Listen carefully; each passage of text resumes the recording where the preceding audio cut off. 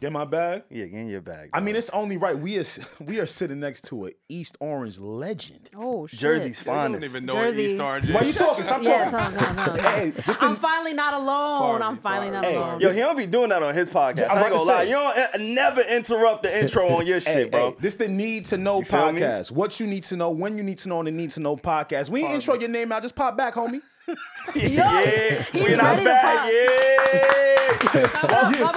Welcome to the Lions, then, my boy. Welcome. I like that this means he's like ready to pod. Yeah. He already gave a little. Nah, he ready. He ready. And you look good, but I would tell you further, but you don't know how to take a compliment. I don't. Oh, You you really don't? don't. Wait, Yeah, really? You really don't. Nah, he don't. I complimented Why? him like 8 times before we turned the mics on, and he flipped. He did the, nah, bro, it's you. I hate that. But you guys do that too every single Reggie, time. hush. Yo, you Sorry. sick? You like, we're gang. Like, chill. That's crazy, bro. Nah, listen. Something wrong with you. Intro this shit how we used to, though, bro. All right, bet. What's going on? Need to Know family. We're in the building. It is what you need to know, when you need to know on the Need to Know podcast. I go by the name. Actually, my name is SaVon. I am accompanied by the amazing, the beautiful. Oh my gosh. I just never know if I should say like, oh, me, or if I should wait until he kicks it to me. We're working on it. I'm sorry. This is like a new thing. I'm sorry. It's Regina. I'm so blessed and happy to be here. This is a very special episode, guys. Yes, indeed.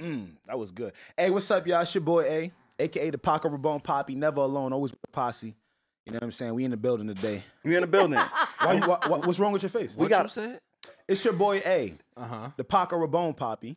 Paco Poppy, never alone, always with the posse. We the posse. We the posse. Said posse. We the posse. I co-sign that. Thank you. I co-sign you that. You posse too. You You gang don't today. like it? Yeah, you hear Ish that. doesn't like it. You gang today. Yeah, that's hate. You let him say that? Of course. What you mean you let him? Yo, I support my mans on my Okay, pod. I got you. You know what I'm saying? Oh, team. Nah, fuck with you. What's going on, though, y'all? If y'all don't know, I'm about to get his ass. it's Jersey's finest. Standing in that 6'2". I'm offended. In the good shoe. He looking about a good two. I'll give you like 235, 240. Oh, shit. 240. With I the get ability to take your girl when she look in his eyes. Yeah. Oh wait, can we Come say here. that? Can we do that? Guys, no, we're going to bleep that out. No, he's from that era. Fuck it. Oh nah, you know his man's is my man's. He don't fuck with that ad lib. Got you. His man's is my man's. Got you. Yeah. Who you guys talking about? Neo. Yeah. Oh, okay, I was talking about we okay. did the Trey song like nah, your man's. You ain't. Okay, Yeah. okay. You know, it's funny. I want to intro you as Ish. You gave But- it away. Yeah, I know. I'm sorry. sorry. I'm sorry. I want to intro you as Ish, but real shit, I don't have another name. I don't have another title. I got you. What you got, bro? That's Yeah. Antoine. That's Antoine. I don't know what to call this nigga, honestly. That's where I was gonna start. Ish, Antoine. Who is this nigga? No, we really want to get down to the bottom of it. So now, those of you that are new here, you know, me and SaVon used to work with alongside our good brother Ish here. Good brother. I still do in like a distant capacity. Yeah. But I still. Yeah, y'all still left me gang. out that shit. Fuck you niggas. A nigga said, go get a new job. You ain't gang no more. I hear it. Yo, you left the group chat. That's crazy. Nah, I ain't leave that shit. I don't even know how to do that. Niggas kicked you? Yeah, he kicked me. That's tough. You got kicked out the group chat? Yeah, I got kicked out. That's tough. Yo, that nigga got a new job fucking with Sway. He kicked him We out the actually group did chat. get a new job, man. though. That's so. fire, That's though. what I meant. But listen, I'm only bringing this up because even though we've known you for about 2+ years, we've shared countless amounts of laughs. You a cool cat. I ain't gonna front. I appreciate you. Real shit. Like, like you got grays in your bed, but you really 24 in the head. But when we first met him, he didn't have those grades, Oh, shit. which is kind of Who crazy. says Y'all that? aged That's him? not I'm trying true, to think. bro. I'm trying to think. Bro, when I first met you, you did not have grades in That's your not beard. true. I remember. Dog, the nigga Do you said, know, like, I edit your face for a living, for like to earn my income? I know every follicle on your face, That's dog. kind That of weird. sound not kind of gonna lie. crazy. No, please don't say that. That's what I do. Like, Whoa, you know what every my follicle? are, Every you know? follicle. Yo. Dog, I had grays, man. Bro. Yeah. You It's were alright, so carefree when I first met you. I ain't never seen a what nigga am so I- stressed. You know how Barack Obama in 08, how he came in looking like Looking real. young. You Like looking spring like 2 chicken. terms in, my bro. Oh, my 2 years in. God. Wait, hold That's up. a compliment. Nah, that means you just I don't working. know Yo, if he means it in a good way or Word, bad way. that's like- terrible. Be honest with you. Like, the women love the salt and pepper, though, right? They do, yes. I think so. No. All right, so let me. Nah, they like it. Every time it gets a little, like, They like- complimenting. Nah, they like it. The chicks like salt and pepper. Okay. Yeah, every time it gets a little compliment, he goes, no, you know. Like, you get a little shy. Like, This is the Need to Know podcast. Facts. I introed this and I told you that for a reason. Okay. So all that little cool shit you like to do, I want you to key with me like how we be in the back of that Joe room, all of us working together. the Yeah, no old doubt. days. Okay, cool. So I'm No gonna doubt. ask you this again. Do women like the salt and pepper? Yeah, I think so. And see, that's the what you thing. talking But about? see, that's one of the reasons why we brought you to Need to Know, bro. We fuck with you for real, but I fuck with you back. What you talking about? We just feel like we don't know. I love this. Yeah, this is camaraderie. We just feel like we don't know the most about you. So we're gonna start here. Yes, this is the ish expose. Here we go. Sorry, I didn't tell you beforehand. It's a Q&A. It's a Q&A. It's a tabloid. Nah, the first thing I'm gonna ask him though, Streets is saying you worth about $3. That's what it is. $3? Do you know what he's referring to? $2.50. Streets is saying you about, is you $3? Yeah, you $3. Who Streets? What happened? You ain't see the list. The list be having the podcast Streets and the Frenzy, And the Disarray. the Pod Wars. I know you're that? familiar with the Pod Wars. Like, not familiar by, with any by, wars. by association, you Okay, know. got You you, know. got you, You got know. you. I'm not Oh, saying you're shit. inserted in it. Okay. But you know. Yeah, I do. And every few weeks, every few months, we get something. We get something. Somebody throws a fishing what hook you're out talking there. And Content, you know. a few months ago, it was the list. Yeah. That it complex was. list had Oh, niggas yeah. acting crazy. It did. Acting crazy. From every network, Yeah. every black nigga with a mic was acting crazy off the list. Yo, just the crazy. blacks. Yo, chill. It was. Yeah, that's crazy. It was. It was just black niggas on the list. What you want me to say? Yeah, Was there got any it. non-black person on the Nah, list? it was. Yeah. Nah, Narwhal Vlad. was on there. Vlad was on there. And Oh, Vlad. okay, okay. Narwhal, Vlad. Yeah. But them niggas was so low, I ain't even see them. Damn. Nah, ain't gonna lie. Schultz and them was up there, right? I don't. Nah, I don't think- I don't remember that. I'm thinking. About I don't believe Schultz was on this. I don't believe so. We could pull that up. Let's Yeah, stop yeah. before we're misinformed. Nah, Yeah, no, yeah. Charlamagne- Can you please Charlamagne just was pull on that it. list up for us, the complex top 10 media I mean, list. I don't really know because they ain't really go that far before something that I was Like I said, I was associated just with. looking at the top 5. I looked at the top 5. Nah, I'm just saying something Everything I was after the top associated 5. with was there, so I ain't really. Somebody was associated with. Yeah, my man. Nah, your man's You know what for I'm saying? real. So we was Your number man's one, your so I man. ain't really looked that much farther. Oh. I feel you. That's So all you- I'm saying. I'm not trying to be funny. Nah, me too. I told you I ain't even All see the white niggas on the list. So I stood All right, right there where you- you there you stood, go. the All top right, cool. 5, All right, bro. cool. Yeah. I'm with There you. you I'm go. with you. I'm with But you. yeah, ever so often, you know, the universe gives us something to talk about in a landscape of podcasting. Today, as the day of we're recording, there was a Build Your Podcast with $11. I saw it. It was on you Reddit, caught by that? the way, guys. People think SaVon made that list. just saw He it. found it on Reddit. Oh yeah, okay? I found that. That Nah, was keep it a Yeah, buck. he did. Keep it a buck. You made that shit. Nah. Yo. I would tell you. What? You would tell us. Yo, I'm a $3 nigga. Why That's did the they put you streets. in the $3? It's okay. They put me in the $1 tier. Yeah. You can't even buy McChicken. Tough. Like you can't. Like I don't. But you know, I'm not offended. It's okay. It's okay. We can I mean, move on. I'm not I gotta offended. work harder, yo. That means you gotta I work gotta harder. work harder. You know what I'm saying? I'm gonna try to get up a couple levels. You know You're what in the I'm middle of the list. That's not good. That's not bad. That's a C. But niggas like me and Alex and like, I'm just happy to be there. Like when That's- I saw my that's face, I'm true. like, oh wait, what the fuck? Whoever made this consider us to be on this. Like we don't have the backing, the funding, we don't have the looks. I'm pretty sure the three of us, this podcast is the youngest podcast combined on that list. I mean, So I for would me, think so. Yeah. I'm like, I bet. I'm just happy to be there. But my brother Ish, $3 nigga. No, that's You cool. belong there? Do I belong at the $3 level? Yeah. I mean, I think that's subjective. I don't really. Do I think that? I don't really know the people on the list. Mm. If you- All right, so who- you're a who's- numbers guy. You're a Okay. numbers guy. True. So I believe that Who's the you top? can. Who's in the $5? How many? $5 tiers? Let's Is- do it. Let's do it. Let's do it. Let's go start from 5. Mm-hmm. We'll start from 1 because everybody gonna know 5. People may not know. Nah. 1. How many people on each tier? Like Do 7. quick math, eight. SaVon. Seven. Damn. Seven Nigga first tier. Nigga was counting with his finger and toes just now. You heard him? 1, 2, I 3, couldn't even 4. get with the 7 niggas in the $4 Yeah, tier. it's seven I seven gotta people work in that harder. tier. My bad. Yeah, but But they put Angie Martinez in the $4 tier. That's how I know the list is invalid. Yeah. Because how do you do that? Why She's would you top do that? tier. well, I think it was a podcasting list. But anyway, Pod Wars came up. You a $3 nigga. They put us. I'm 8 quarters. Yeah, me They and you put in the me twos. Yeah, I'm $2. We $2 babies. We $2 packs. And they put me Yeah. at the bottom. But they put you next to Envy. So, Why? but Envy, Why? no, but Envy, he's prominent. You know what I'm saying? Like Envy be doing this No thing. comment. Yeah, Do facts. you actually listen to podcasts now? I respect that. But honestly though, do you think that helps you or hurts you? Because I ain't gonna lie to you, man. Nah, I used to be like that. I think it hurts me, honestly speaking. Oh, Like, okay. I think that like it's stuff that Joe tries to get me to do. Like Joe will be like, yo, voice inflection, stuff like Oh, that helps yeah. you. like watching game tape. Yeah, it's like watching game Oh, film. yeah. So Yeah. my thing is just I'm busy. You know what I'm saying? And so when you take our podcasts are long, yo. They are. You know what I'm saying? So when you take our podcast plus our Patreon, you talking about 10, 12 hours a week sometimes. Mhm. You know what I'm saying? Worth of just content that I gotta listen to and that I gotta shoot. Plus, I got so much other shit going on. Yeah. It's kind of complicated. I mean, you know what I mean? It's kind of hard for me to make time to do that. I used to be like that, but I feel like it got a little bit easier for me to watch game tape when I saw other people in the space that I liked, right?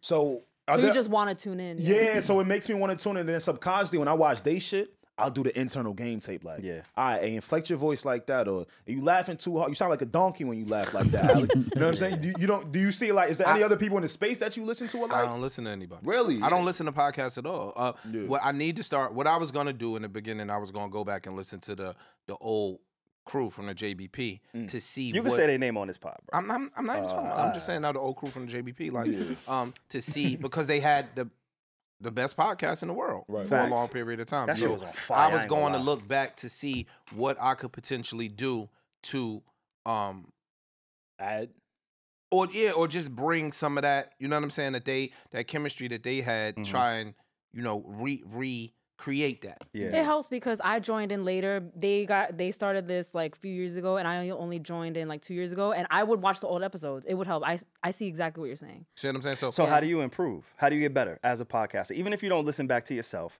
because I can understand like that could be a little bit uncomfortable. Most people don't like their voice. Yeah, most people don't like their voices. I don't like my voice either. So I could understand that. But like Alex said, when you listen to other podcasts, because that's what I do. Like I was a fan of this shit before we actually inserted ourselves in here. So I always listen naturally. Yeah, she had to force me to do this. But facts, I had to bribe this nigga. Easy. But I listen to other people's podcasts to try to improve on our show and what it is that we do. And even as like myself. So how do you improve if you're not really like listening and paying attention to the space? Honestly. I guess I ain't improve. I don't know. Yeah, I was going to ask, like, are you actively trying to be like, oh my God, I want to be a better podcaster? Or you're just kind of like, hey, I'm just me. Yeah, like, absolutely. I think that anything that you do, I don't give a fuck what it is. In my opinion, you should try to be better at it or be the best at it. You know what I'm saying? So competitive.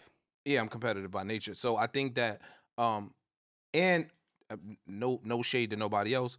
Dogs, Joe's really the best podcaster out. That's a fact. He does this. You know what I'm saying? Like, I'm not trying to be funny. It's my man. I feel like a lot of people I'm not doing none of that. I'm with, saying I'm talking about across any racial lines. Like, Joe's the best.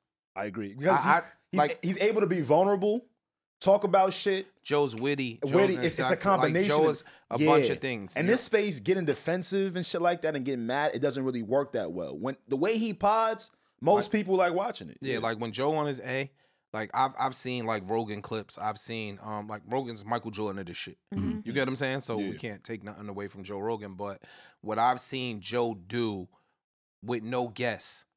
That's the thing. You see what I'm saying? I've seen like.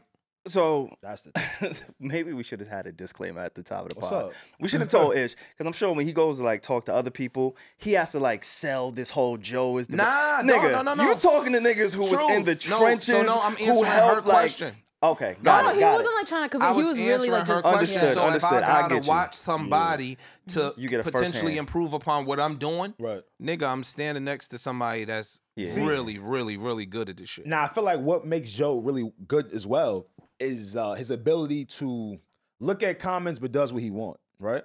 I remember when I used to be over there working a lot. Me and you would go back and forth about you and those fucking comments. And how you would read comments and shit like that. So I want to know an update. Do you still read comments? I do, but I don't read them as much as I used to. But do you take them as no as critique? Do they still get to you or okay? Like what happens? I'm 47, my nigga. So that's a fly 47 though. A fly 47. I'm new to this entertainment space, and when I say that, I didn't think that it's people sitting at home typing on their computer just mean shit for no reason. And so invested That's in that. new to me. You get what I'm saying? Like, if you would have told me that existed, I would have never known that a Lipstick Alley or a fucking Reddit or any of that stuff exists. You could drop a pod at 8 o'clock in the morning, and by 10:30, it's 100 negative comments about what's going on. I didn't think people had that much time in their day to just do that. Why were you so naive to that? Because it wasn't a part of my you world. Were so close, but you were so close to proximity of this world. I wasn't. Yes, you was. How? Because obviously Joe, but even outside of Joe, you talk about it all the time. I know this person. I know this person. This my man. But they so look. Of course, Joe's my friend. For sure. Right? Joe had a podcast for 7 years, and he was on before TV. I ever came up there. And he had a rap career. And Joe said, "Yo, come to my pod. Come to my pod. Come to my pod." Mad niggas would have jumped at the chance to do that. I never came on the pod. until I started working there. Joe asked me to create my own podcast 5-6 years ago. I never came on a pod, never did a pod until I started working there. But what I'm saying is you still had a close view compared to the majority, but still, but friend or not, I wouldn't know that the comments exist. Why wouldn't you? Maybe Joe didn't talk to him about that. Like, But that's not true because Joe was one of the first people to pull out a camera and put him on the blogs. Like, you have 15-year-old footage of you on camera. I wasn't reading the comments. But you knew it existed is what I'm trying to say. I didn't know that. How don't you, like, how are you that oblivious to it existing? I think if it didn't affect him, he really wasn't paying attention. Yeah, like, listen, if I'm hanging out, let's say you are a ball player. Yeah. You my man, right? So when we hanging, we hanging. If we going to get girls, if we going to the club, if we going to do this, if we doing that, that's just organic shit that I'm doing with my man. I was gonna ask. I don't know, and again, me and Joe was around pre-Instagram, right? So I don't know that niggas is shooting at Alex on Instagram. Yeah, we didn't have an Instagram. MySpace was for the women. MySpace was for a bunch of shit.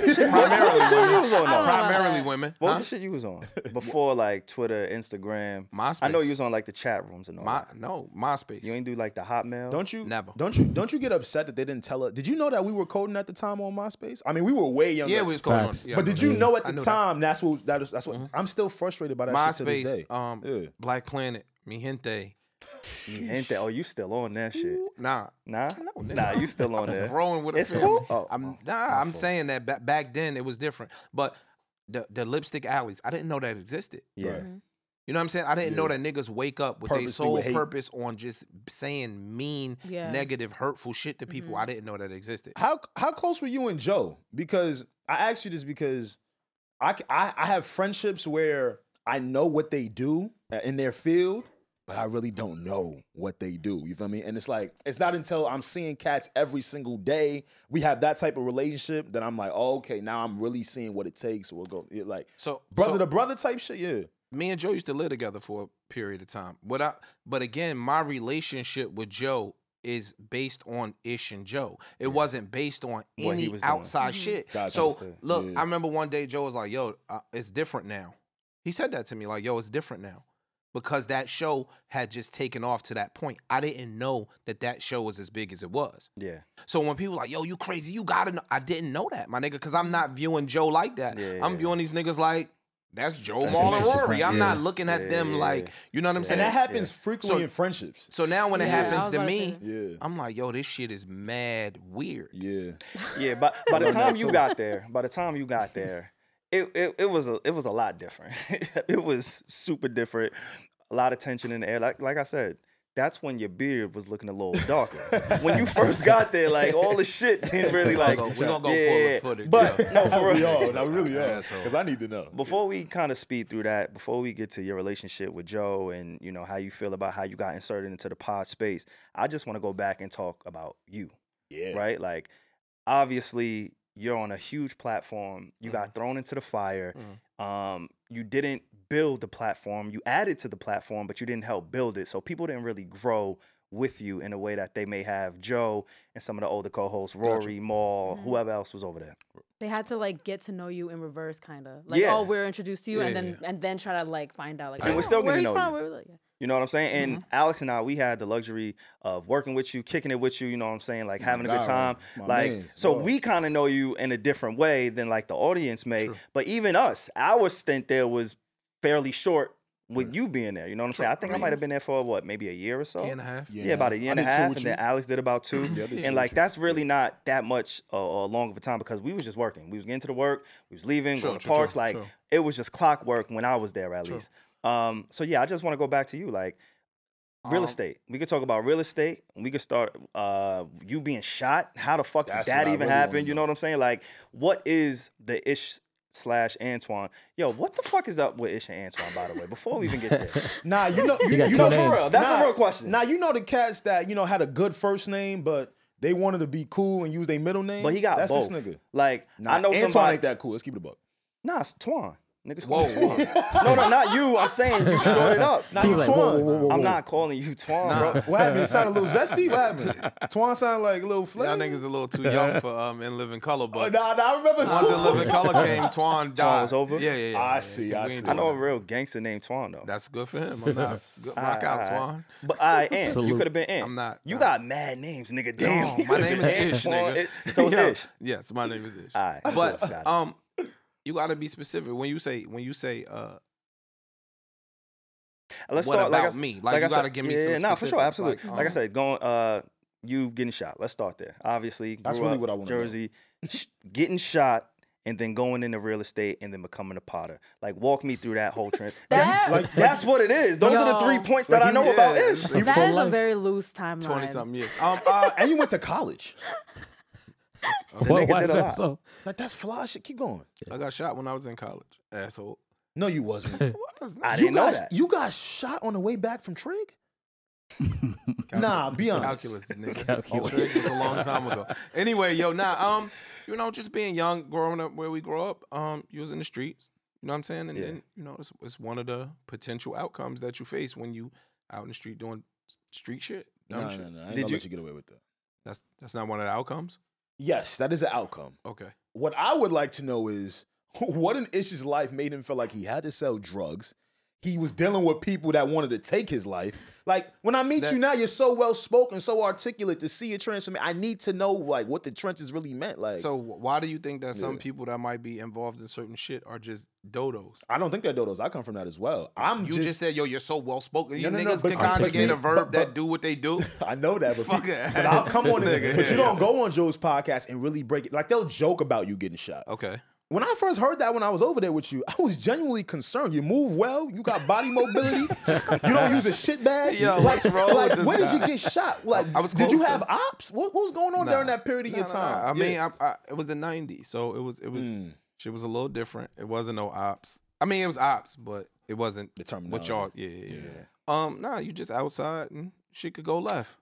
I can't give you the specifics. I get it. That's fine. Stick up kids come, you know, shit go left. And that's just part of what you're dealing with. You know what I'm saying? That makes sense. That's that. I thought you was part of some, like, Rico shit, like some big boy shit. I don't know. Would you say that prior to getting shot, that you were on a different, or you wanted to pivot where you wanted to go in life? I was Did getting shot, like, wake you up? I was always had one foot in, one foot out of a bunch of different shit. But I was always a nerd. So I was always a bookworm. You know what I'm saying? I was an electrical engineering major when I got shot. I didn't know that. I love the different reactions when you said, like, oh, I was a bookworm. I was like, oh, yes. And then Alex was like, no. So again, he joking like, yo, you coming back from Trig, but nigga, I was taking calculus 1, calculus 2. That's what I'm saying. Linear algebra. But you talking to us like we know this. That's my whole thing. I'm not saying like that. No, I'm not saying.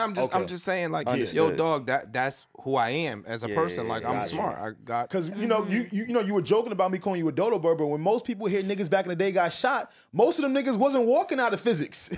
So that's a really cool misconception. Thing. Right? Sure. That's a misconception. Sure. All right, let me ask you this. Right, we can all say Jay-Z is one of the most highly touted or acclaimed businessmen of our generation, especially of African American descent. Absolutely. Yeah. Hustler. Baby. P. Master P. You get what I'm saying? All these niggas. How did your life over after Hov? This nigga's so stupid. But I'm just giving you an example. How many bricks and that was you your lost? first example. How many bricks you lost? Nobody know that. How many bricks you lost? It was the nigga? 90s, like you said. It was a different time. Yo, anyway, right? So, no, that's just a misconception example, that, yo, you know what I'm saying? That somebody that's living a certain lifestyle, the people that succeed, I'm talking about not people that are just outside being on a hamster wheel, the motherfuckers that excel, you got to separate yourself from everybody. If everybody's a podcaster, it's something that separates the elite podcasters from everybody else.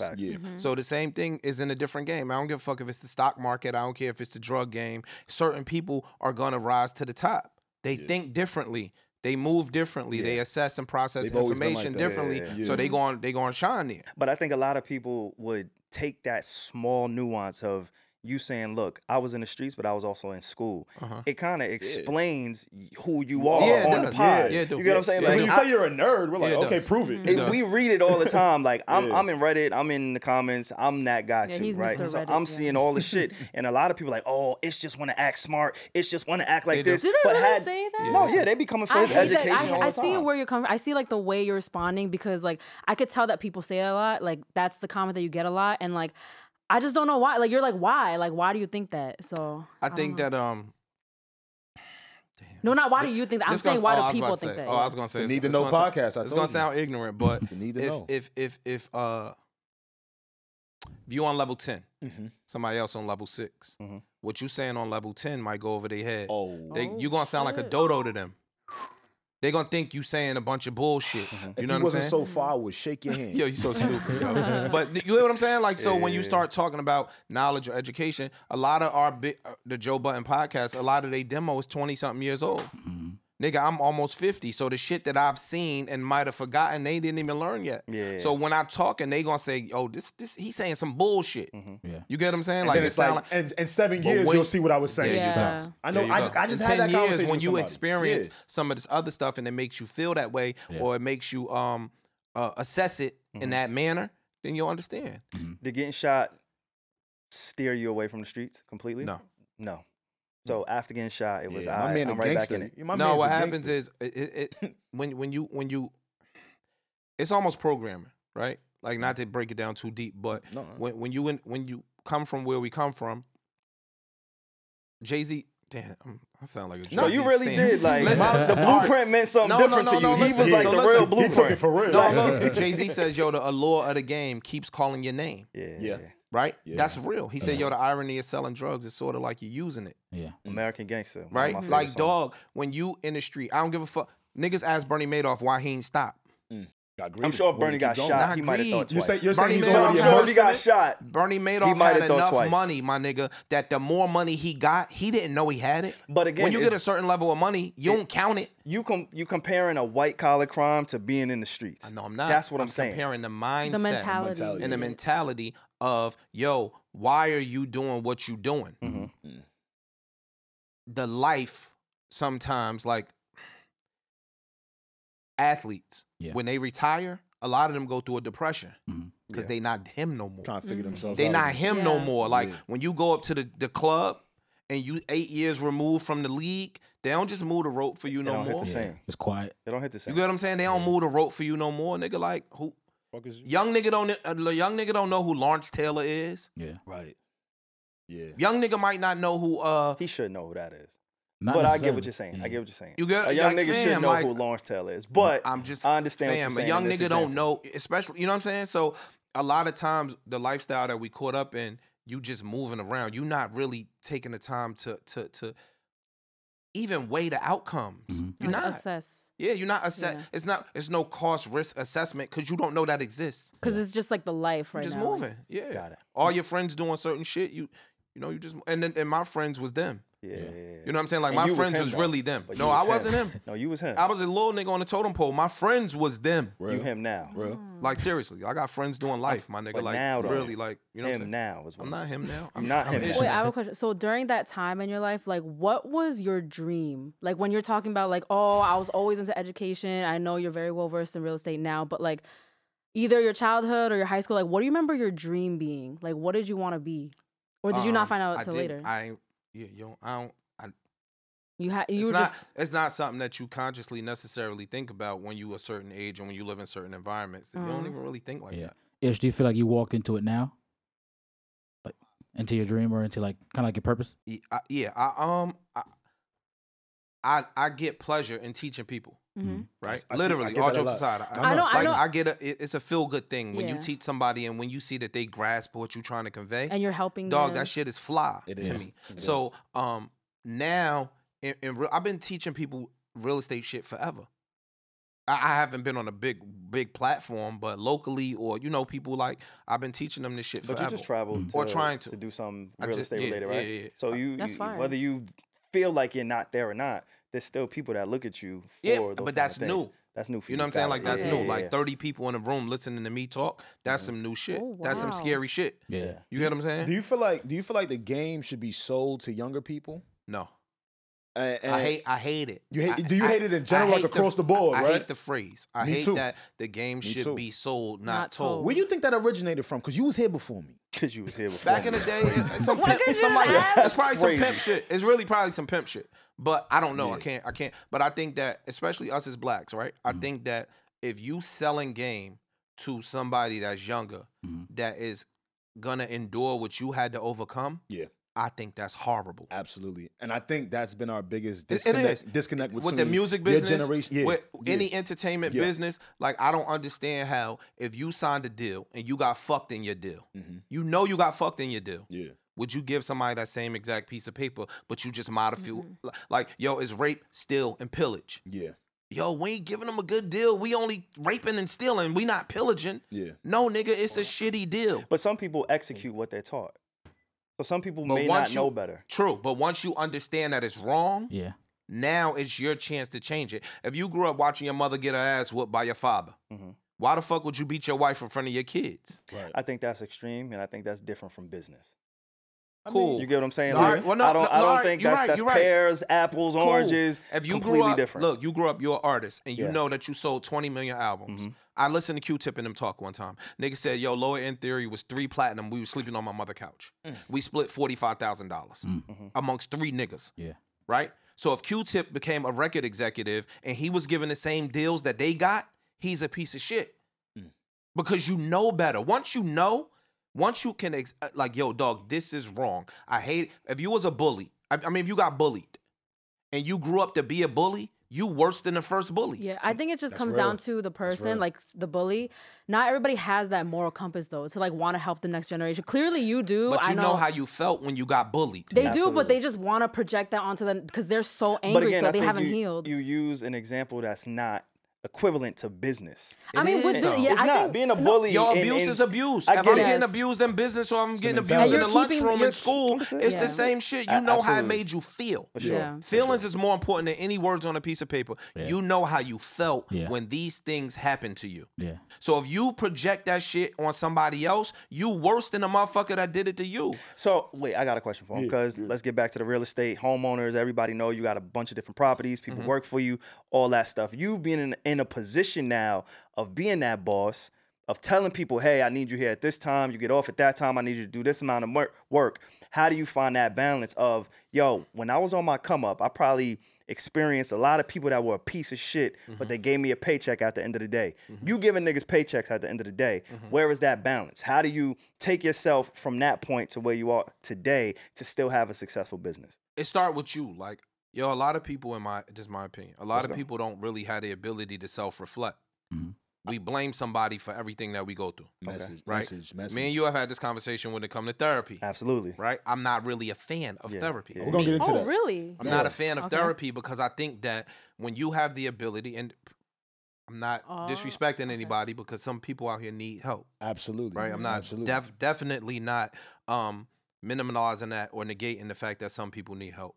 But a lot of people, if they had the ability to sit in a room, ask yourself a question, and take blaming other motherfuckers off the table, you could self-reflect. A lot of people don't have the ability to hold themselves accountable for what's going on in their life. Yes. That's why I haven't been to therapy, because I think that as a human being at any adult level, and I want to preface this like how you did, you're right. Some people just can't get help by themselves. It's everybody's not. That's just some motherfuckers need help. They need. I was about to say, even if it's not like serious help, like mental illness help, like why do we have to do that alone though? Like, why can't the therapist just help me come to those self-realizations? Like, so a therapist is just simply helping you though. Cool. You're right. Okay. If that's what you need, that's what you need. But my thing is, so in life, we all make mistakes, right? I try to fix my shit. So if you go to a therapist and they help you fix your shit, right? So now every time something get broke, Regi gotta go get another motherfucker to help her fix it. No, I learned from that amazing year of therapy, and I'm gonna apply it to my own life. Another problem might exist or present itself. Now you gotta go to a therapist again. I don't know, but I think us as like humans, like why can't I go to other people to help No, me? you could. You could. You know what it'd be for me, Ish? And Regi said, but I Mm. brought this up on here. You know what it'd be for me, Ish? For me, it's more like, am I really... The shit I'm about to tell this other person, right? How are they receiving it? At what capacity? Because I know this is supposed to be their job. Like, right? Like, I know they're supposed to talk to people all day long and assess how they feel, right? But me, my inside brain goes, damn, what they got going on? What type of advice? I don't care about that. I know. I'm just oh, you don't give a fuck about none of that shit. Because everybody, because yo, to be honest, the motherfuckers that been through the worst shit, be the best teachers. Yeah. I would agree. I think therapy. That's real. Everybody thinks therapy is just to go to like dump your problems. Right. Therapy is also like maintenance. Yeah. The same way you go, you work out to the gym, you run a few you go miles. for checkups with like a that's doctor. just to make sure that everything is functioning. You're thinking with a clear head. You have ideas, thoughts, feelings to bounce somebody off. Therapy is not always in a moment of crisis or panic. You get what I'm saying? Like how long I've been in therapy? Almost 2 years I've been in therapy. Yeah. I'm gonna And say he has improved, I will say. I appreciate that. Yes, he has, I see the growth. Within the last, like, let me say 4 to 6 months, I probably don't need it, but I still push myself to go because I'm like, you know what? I can use it. It's just like working Like, out. I'm not I need done. to exercise that tool. I need to exercise these emotions. I need to exercise just my mental bandwidth. You get what I'm saying? Like, it's not always in a moment of crisis. And I think that's the stigma that we as a community have on therapy. So when you say, yo, as intelligent as you are, when you like, yo, I don't really fuck with therapy, it's like, all right, cool. Everything is not for everyone. I ain't say it with that much. Nah, but you said it. I've heard it before. Nah, I heard it before. I heard that. I heard force on that shit. But Yeah. for somebody who's as emotionally intelligent as a Ish, and even you, Alex, you too. Both. Right. I'm super surprised, and not that y'all haven't gone to therapy, but that y'all almost, avoid it. Yeah. You get what I'm saying? At the thought of you entering therapy. It's for me specifically, bro. Personally, it's more like self-policing. Self-policing. I feel like as an adult, I should That's be when as an adult, I should be able to. All right, you know, and it's human nature, right? Something happens, we'll naturally make ourselves feel better about a situation, right? That's human nature about any situation. As an adult, you should be able to take that off the table and just assess what's on the table. Can I give you a little bit of pushback real quick? Yes. So when you go work out, right? There's yeah. people that work out, they go to the gym, they don't see the results that they actually really want. So they hire a personal trainer. Fair. Right? A personal trainer is somebody who did the research, who knows how to work certain muscle groups, who knows how to train your body in a way that maybe you don't. You're pushing yourself. Right. You think you're doing everything and your ability to get in the best physical form, but that personal trainer, somebody who actually studied the body, who knows nutrition, can get you the way you really want to be. And it's just like a therapist. Not saying you can't self-police. Not saying, you know what I'm saying? That's a good A therapist is somebody I'm not who taking, can... but Pete, though, I'm not taking away from the help. I preface this entire conversation by saying most people do need someone to help them. Just not you. No, bro. We're going to get to that. I'm speaking to the person that goes to the gym and picks up on what the trainer's doing. And picks up on what they're doing wrong and improve. Like there's two sides to it. Like I read a lot. Yeah. And I think I read more than most.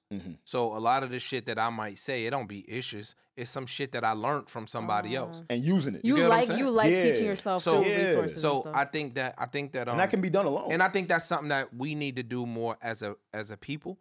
Like, dog, y'all know the phrase, like you want to hire something from a black person, you put it in a book. Yeah. That's right? a fucked up phrase. Now, that's but it's true. But it's true. Fam, But it's that I'm true. talking about multi-millionaires. Ask them the last time they read a book. Yeah, they don't read. So I don't understand how you grow without processing new information. Right. Like when you talk to 50 Cent, that nigga always talking about, yo, I read this book. Like when you start reading books, it enlightens you. Yeah. Like it's some shit that so for me, right? And that's a sense of therapy. I've read So look, I've read a bunch of books when I was young. I told y'all on the pod before, one of the best books I ever read, I was 20. was the name of the book. Everybody laughed. It was called In Search of Good Pussy. That was the name of the book. That's a horny nigga. Yeah, look what he had. No, my man, an old head nigga gave it to me. He's like, yo, okay. That is an eye-catching title. He said he named the book that so that men get could it from Canal Street. He said okay, so that black men could pick it up. Okay, That's what he said he named the book for. But in that book, it told you a whole bunch of shit of how to move as a black man. Yeah. Wait, was it really about that or No, that it wasn't about pussy at all. Just an attention grabber. It wasn't about pussy at all. I would have been disappointed. That's good marketing. I respect it. Give me a chapter about pussy. If you gonna throw the name pussy in there, give me a chapter how to navigate something about pussy, my nigga. But once Like, you what get into the about? book, dog, the pussy be the last thing on your mind. Like, it's telling you about shit about really growing up. And it was a book for men and women, but I'm giving you an example. A lot of shit that I learned at 20, niggas didn't, I got it from reading. Yeah. Niggas at 40 wouldn't say the same shit the same way. All right, That's therapy for me. I'll say this, and then if y'all want, we can move. Steph Curry, the greatest shooter we ever seen. He still has a shooting coach. True. I mean, that's He fair. still has trainers who help him improve his Nothing wrong game. with that. LeBron James, Jordan, anybody that you want to say that performs at a top level, they still have people still who get help better. sharpen their tools. True. So as self-sufficient as y'all might be and are, there's always somebody that can help you improve in certain ways. That's all I'm saying. We not negating that. Okay. You didn't grow up with a father, right, Ish? No. Neither did I. So it's funny that we pull from the same things to learn. Yeah, that, like you got to peep what we're trying to say. We're trying to say the thoughts are not solely coming from us.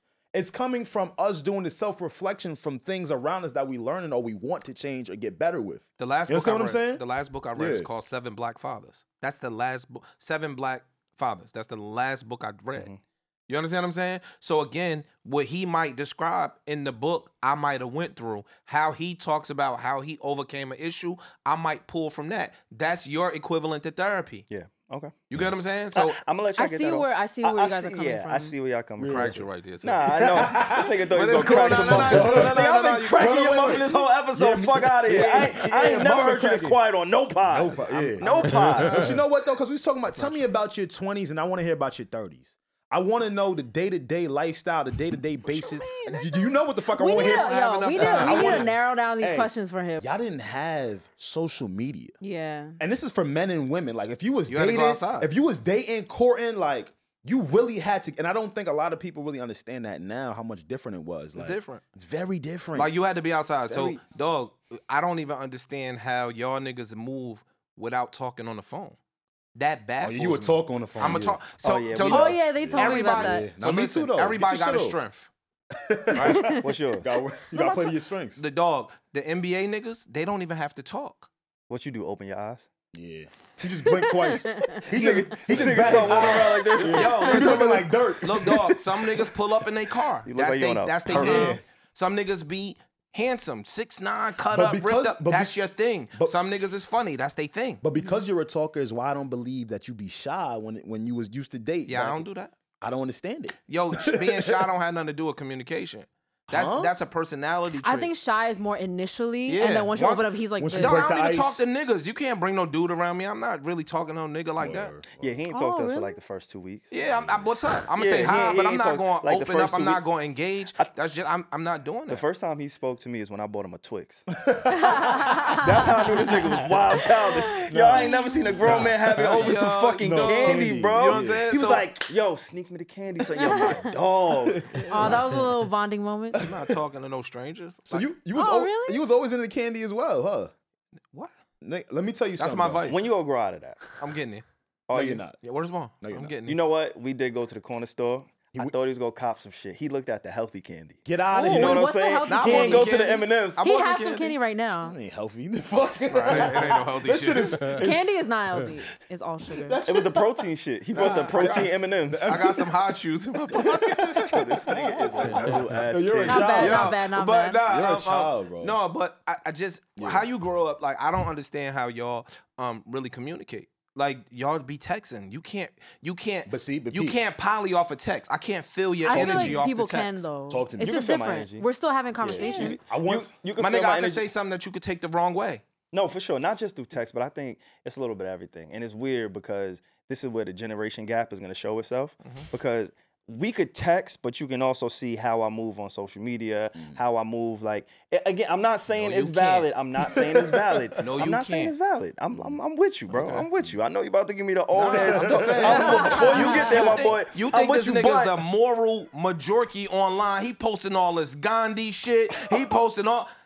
She is a slide. But what I will.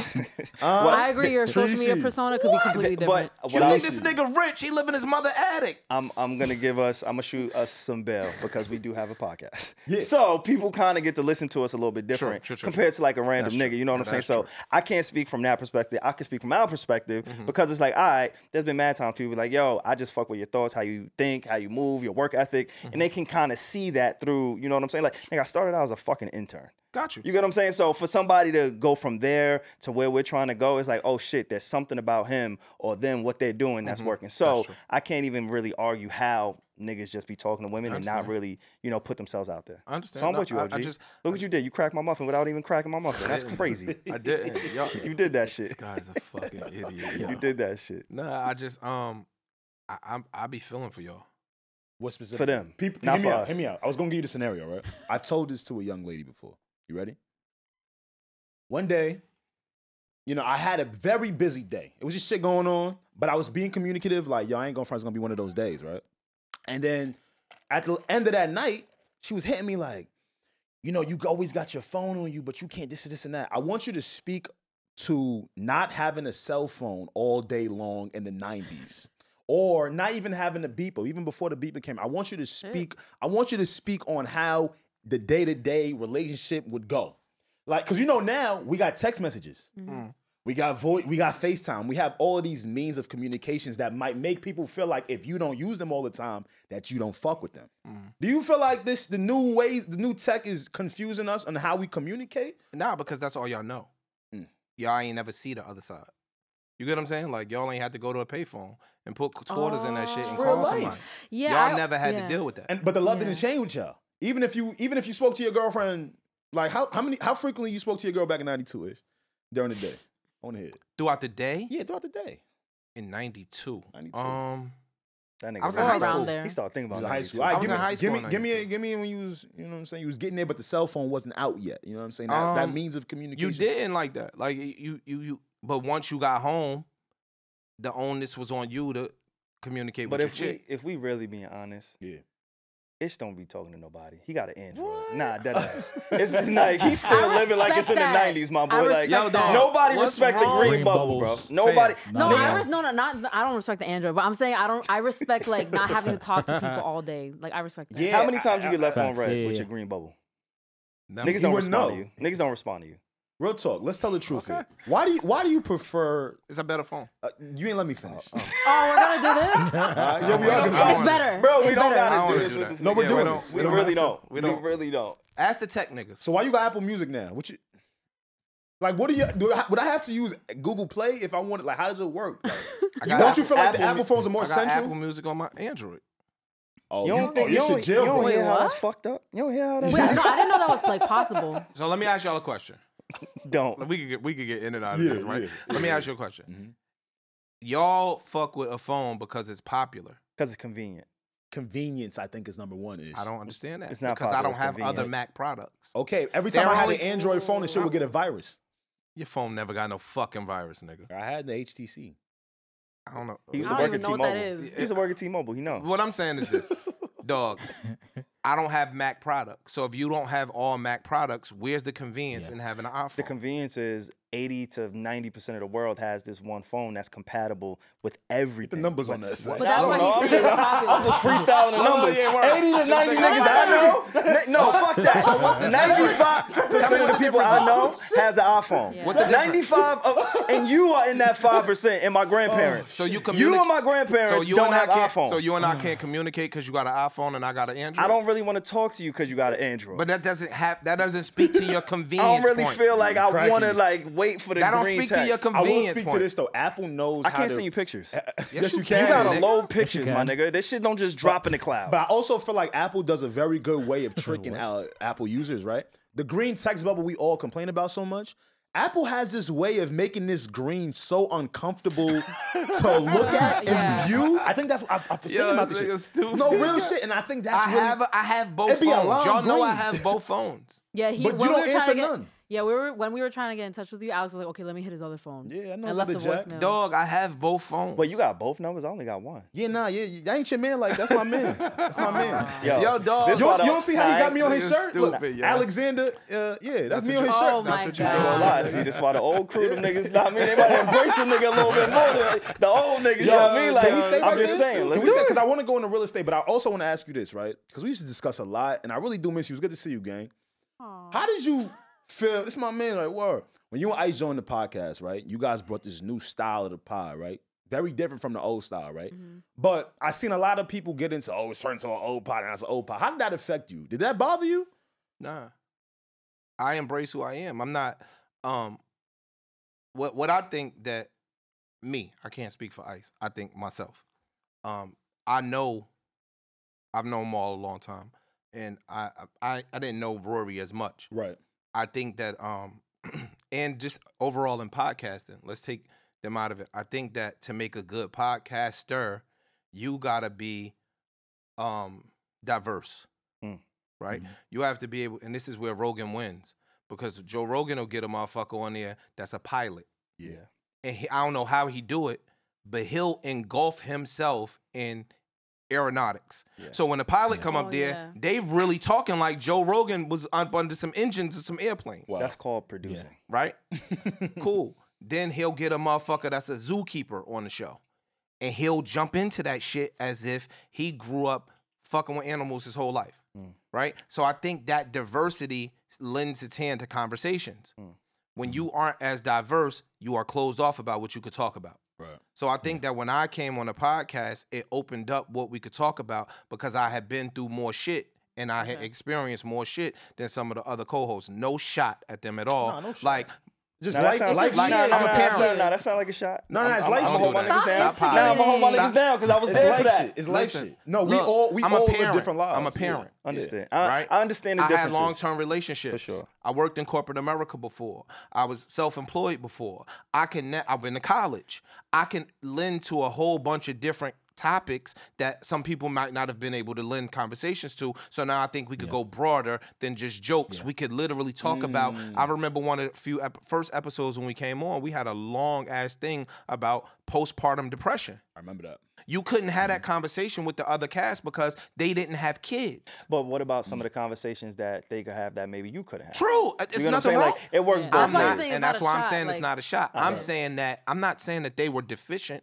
I'm saying that my scope was broader than what they had in certain shit. Now because they exhausted 4 years of this. Now when you could bring a woman.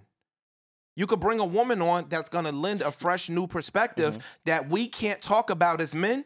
That don't mean that we lacking. That just mean that she brought something new that we didn't have. Before we even get into that, because I do want to talk about the addition of Flip and Melyssa. But before we skip ahead, I want to stick in your insertion to the pod with the transition between Rory, Mal leaving, you coming in, Ice coming in, what that was like for you.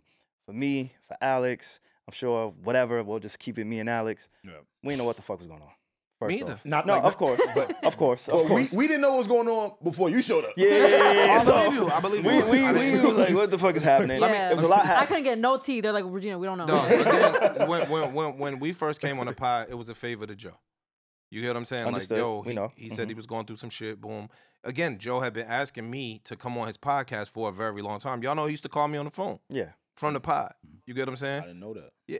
Mad times. He called me a few times. I remember that. So when I came, it was that, right? We was on the pod. We was filling in until they worked out whatever they worked out. Joe's initial objective was to fix whatever they had going on. He didn't say, I want y'all to come replace them. You understand what I'm saying? Joe wanted to fix and mend whatever they had, whatever issues they had. And that's kind of what he was telling you. Now I'm gonna go on record and say, Joe wanted to fix whatever Rory and Mal and he had going on. He wanted that was his objective was to fix that. It wasn't, yo, fuck them niggas, I'm gonna replace them niggas with y'all. That wasn't what his thing was. Yo, I needed y'all to fill in because the money got to keep going. Yeah. You get what I'm saying? Like, the business has to keep going. I get that. Niggas, so that was his thing, right? And that was COVID. That was like... It was right after. It was right after. No, right in the beginning. Yeah, it was after the beginning of COVID. Yeah, and I remember that. And one of the reasons why I remember them having to push through, outside of the money not stopping, but obviously niggas had to get paid. I was one of those niggas. You get what I'm saying? So I definitely understand the mentality of that. And like, yeah. So that was the longest 6 weeks of my life. Look, so Joe, what happened? We came on the joint, and then we had kind of started getting popular, right? Like, they was like, yo, these niggas is dope, da da da da da. So Joe came to us one day. He was like, yo, I think Rory Mal gonna come back. You know what I'm saying? He was like, but I think that y'all have found like some foundational ground in the space, and I think it would be in y'all best interest if y'all explored that. All right, let me stop you there. Sure. And I'm gonna ask a fan question because I really don't know. But when Joe asked that question, you being his friend, you knowing him, do you feel like that was the true intention? Or do you feel like, hey, maybe this is how I'll dress it up. Let me try to secure myself either way. No, because again, we thought Rory Mal was coming back. Got it. So he was like, yo, they gonna come back. But I think y'all should explore an avenue. Maybe y'all could come up with y'all own shit if y'all want it. On his network or independently? He didn't even speak. Okay. I would assume that he was talking about on his network. But he was like, yo, y'all could do a show. He was like, yo, if y'all want, I'll come on the show as the third person, or y'all could just explore some shit. Yo, read the comments. They like y'all. At that point, would you have considered it? Because I know you were still new. I knew at that time you was doing it as a favor. Yeah, I would've. But would you have considered doing it? Yeah, I would have. Because despite I liked it. I could imagine if I'm Rory Mal at that point, no matter what, whether y'all did another show, because I think there was a lot of rumors, or a lot of the fans wanted Joe to do 2 pods. Yeah. He was like, yo, I want him to stick with Ice and Ish, but I also want the original crew of Joe, Rory, and Mal, right? If I'm Rory and Mal, I could look at that and be like, wait, what the fuck is going on here? Why? What do you mean, why? Why? If you're Rory and Mal, why would you look at it like that?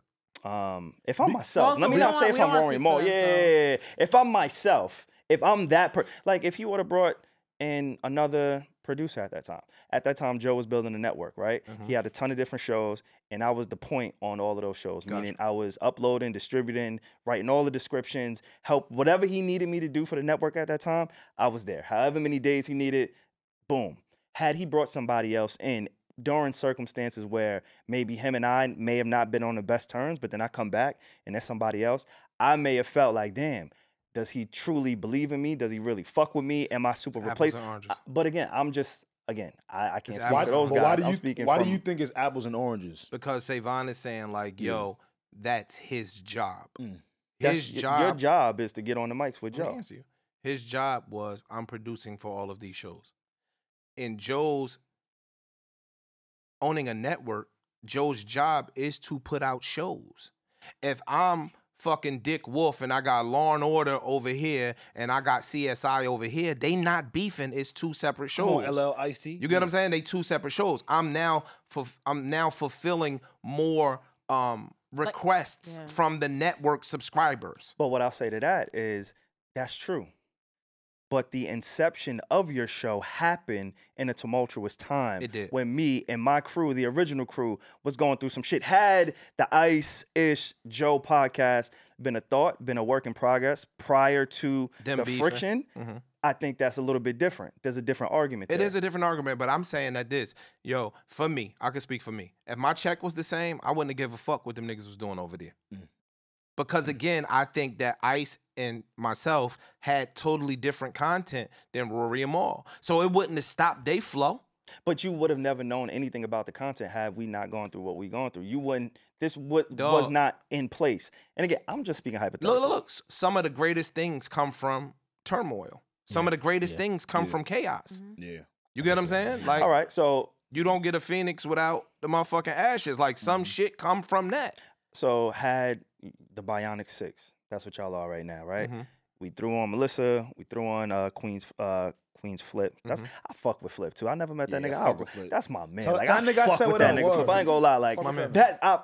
Flip, you my nigga. And bro. off camera, you'll really like Flip. I didn't get a chance to meet him really when I came like up to the pod. He wasn't there that day. You'll really like him. I didn't get a chance to meet him. Like I really fuck with Flip and how he's moving. But regardless of that, right? He brings on Melyssa. He brings on Flip. If he started a completely different show with Flip and Mel, yeah, I don't. You cool, bro? That shit don't have I'm nothing just to do. asking. Yeah, I gotta ask all again, these questions. bro. So this is my thing, and I guess maybe because I'm a business owner, I could look at that from an ownership perspective, right? Yeah. Like Joe owns a network, so Joe has to provide more content for the quote unquote network, right? So that's his job. We gotta talk because I gotta speak to Joe because You understand what I'm saying? Yeah. I would I never, understand. ever. Yeah. I didn't feel no way when Flip Yeah. and Mel came on the show that I'm sitting there. Yeah, every you don't week. strike me as someone who would take that personally. Dog, like at that shit all. ain't Like, nothing. Like it ain't even nothing. if the Yeah. show It's was like- spawned while let's say you and Joe I aren't in the wouldn't best. I care. really believe like he Okay. does. Shit He don't will have not nothing. care about that. Yo, let me tell you, because this is my thing, right? Again, one, my check ain't changed. What if it does? Then I have a problem. then Then that's something that's that's different, something That's else. way. Okay. Yeah. Then I would have a problem with Understood. that. But if my check ain't changed or whatever I'm doing, whatever we got in place didn't change where it negatively affects me, I don't give a fuck what somebody else is doing. Like it don't bother me. And I think it's important to highlight that everybody is very different. Yeah, in like terms of dog, how I we think take it made things. us stronger. Yeah. I think and now not just that, dog, we pod a lot. I know. Right? A lot. You know, I don't gotta speak to Who that. was that? I know. Like, yo, know what's crazy? For this month, right? They just put out you know when Joe do the free shit for 30 days. On Patreon? Niggas On was like, YouTube? yo, these niggas is giving us something new every single day. a These podathon. niggas pod like crazy.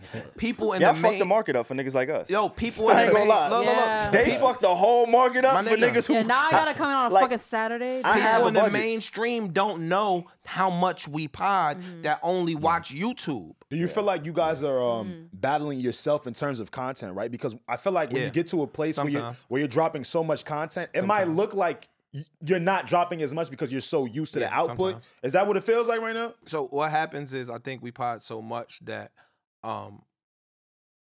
like if it's a week that don't much happen, That's right? tough. That's a tough week. So I really dig on I those like weeks. those though. so Yeah. y'all like them. no, I like We with do. us Yo, because yo, we just talk yo, about don't like. shoot on my co-host. Nah, We never, united. Yo, we never. united for some over here. Nah, Never. y'all like no, nah, I'm my saying, nigga. but y'all shoot. like, how you many like how them, many but- times a week y'all shoot? Like twice. We shooting 4 to 5 pieces of content every week, That's why I said like. right? We shooting 4 to 5 pieces of content every week. for sure. Sometimes it might be 6. Nah, for sure. How long? Yeah. How long are those days for some people that don't know, man? 8-hour days, I can tell you right now. Nah, it's Sometimes- more than that sometimes. Yeah. Oh my It's goodness. more But- than I don't think a lot of sometimes. people notice. I would talk to people, my homies, and they'd be like, "Yo, you still over there?" I'm like, "Yeah." like we're still Dog, it be dark outside. Like Yes. crickets is outside. Right, we right. sometimes still be potting. Right. We changed the start time. We started a little earlier now, but Nah, y'all fucked the market up. I ain't gonna lie. so I think that's people don't understand how much we work. That nigga Joe is a workaholic, bro. Like, listen, that nigga Joe will pod 5 days a week. I know. I'm dead ass serious. Like, yo, I think he has his life set up as to where it feels comfortable doing that shit. Like you work close to home. You know what I'm saying? Joe- Like, No, let me Joe say it like this. workaholic, bro. He's worked himself into a position Like, that he way absolutely. he can can. do that. That he You know what I'm can. saying? Like, Absolutely. And Absolutely. one of the wildest things about that nigga Joe is when we would work, he was always the first niggas on set. yeah, Joe's very punctual. He was always the first. Joe very That's why I like- liked Ish when he walked in. He was 13 minutes early. I really Yeah. like that. like Joe very punctual. That nigga not late for nothing. Nah, Oh, he's- Like you know Wow. I'm late a lot, but that nigga he not. Yeah, why you still procrastinating, man? What's up with that? Before man? we even get there, you believe in the stars and the moon and all that shit? Yeah. Wait, no. Don't. Are you gonna say his sign? Yeah. No, I'm gonna guess it by the end of the episode. Don't say it. By the end, I could see. I'm gonna see. But- I'm sorry if you hate astrology, but I'm Nah, don't. determined to guess your sign. can we do that Don't- right don't now? say it. Can we You're do it not, right though. now? Take a guess. Take a I guess wanna from, get to from what you know okay, but so far. okay. from what you've learned. Do you really want me to guess his sign? I would right? love yeah. for you to From what guess. If you've I'm learned so wrong, I'm not even gonna be embarrassed. I try my best. So I know from like, sorry if this is weird, but from his vibe, This is our in-house I astrologist. just know that you're real chill. Just very humble, whatever. So and I'm an Earth sign. It's giving Earth sign. Mm, Don't react. mm. And I know you're a very hard worker. You said you're competitive. She about to get it right. She about By to the get it right. way, She about to get it by right. the way She you good. speak Get it right. about certain things. If I'm wrong, I'm gonna. She about to get it right. I'm gonna be so upset. And I swear, we just met top today. 2, Reggie. Do you have it like on your Instagram or Twitter so people don't know I'm like not cheating? He don't have Instagram. Oh, he doesn't. You don't have barely. Instagram? He got pictures from 06 on that shit. Don't worry about He got Android Instagram. That's some old shit. Yo, he got pics from the tunnel on that shit. From 96. From 96. Me and Flex. Wait, Yeah, just, you and I'm Flex. not trying to And cheat, but Lover. he came early today. But are you usually on time No, to things? Okay. never. Oh, he's not. Also, he likes us. He came early. Your rising could just be. Two options. She about to get it right. No, Top 2. but just your rising can be Earth because that's people's first impression of you. Your rising sign. I'm just gonna say fuck it. You're a Capricorn. I told you she was gonna get it right. I'm getting out of here. Period. I told you she was gonna get it right. When she said, yo, the earth sign with the business shit, I scared. knew she was gonna get it right. Damn. That's because she around me all the time. Nah, let me women not don't- take credit. I'm fucking with you, but nah, yeah. That's one of the reasons why I Astrology asked is you real, y'all. about the stars, and because I really believe in that shit. I believe it too. And she's, Me and you been talking to shit since, yeah, nah, but that's a Oh fact. my god, but I love when I meet some of the people that love Capricorn it. traits I don't necessarily. That's fine. No, because your moon. I'm late a lot. Me Capricorns too. aren't really late a lot. Nah. No, but No, we your are. moon is what you really resonate with, though. Like Like, so. I'm telling you. Yeah, that was good, Reggie. Yo, shout out to you. And we, So you be procrastinating because you're a Capricorn? No, that's not a Capricorn No, that's the trait. opposite. Actually, That's the opposite. Yeah. Right. 'Cause he don't Capricorns be- are mad meticulous. They know. With organization And get to the time, money. Like and- that is your yeah, objective. right. Like they, What you think like changed with you? I'm not. where he go wrong with his stars fucked up? Nah. So happened to your let me Saturn? tell you where I What happened to your think Saturn? it come from. This nigga said, what happened to your Saturn? Yo, you stupid. Yo, where I think it come from is this sound a little cocky, but I shit always came easy for me, right? So Okay. like in school, I never studied.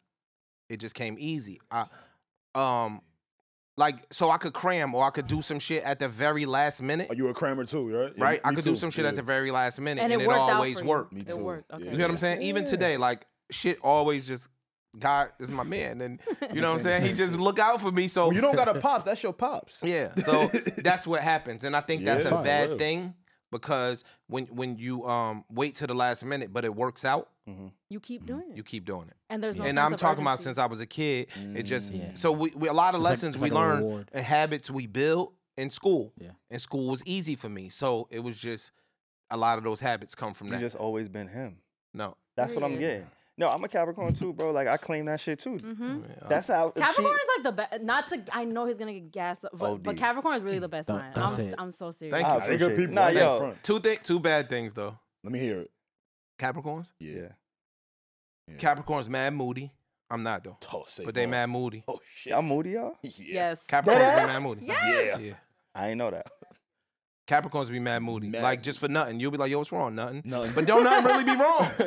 They just be in a downtime. Like nothing is wrong, didn't nothing happen. A half an hour later, nigga coming like, yo, what's up? You be like, yo, this nigga weird. Capricorns is moody and Capricorns are huge liars, my nigga. Damn. Capricorns. Yo, don't put that on They me. are. Damn. Yo, why you put that on us? Do you feel like it's a particular subject y'all lie about, or is it just, or is just in general? My nigga, Capricorns be lying. It my depends on the dynamic of the They're good relationship. liars. Lie Like, a yeah. lot. SaVon. my nigga. It depends on the Not gonna lie. dynamic of the Full relationship. circle moment here. H did the therapy on himself. It depends on the dynamic. Yes, No. he's very self-aware. So you just be lying a lot. Nah, I don't lie a lot. I that used could be to. a lie. I used to lie a lot. Oh, okay. Know what I'm saying? So you Now I pick and believe choose you. your lies. No, I just read some shit. That, You know, he be reading a lot. Dog. This nigga said I found my therapist in a book. Fuck out of here, He just bro. read a book called The Truth About yeah, you Lies. gotta bet you, read. all jokes aside, Talk to me. I could give you a list of about 10, 15 books. And if once you read and retain, because it ain't just reading, it's about Yeah. retention. Once you read and retain those 10 or 15 books, my nigga, you'll damn near add 10, 20 years to your life. That's real. I mean, yeah, I believe it. support that. I'm gonna text you. I need that. And I list should too. make you a way better podcaster because you'll be able to talk about way more shit. Oh, I'm or ass come right from now? a different view. No. Oh, I'm ass. Wow. You Joe Budden Jr., my nigga. I'm Yo, asking. This nigga, yeah, this I asked nigga's the the question. He graduated Yeah, with this stripes. nigga, He yeah. got a 4.0 at that school. No, I did not. Yeah, you did. No, Yeah. I did not. You got a My fault.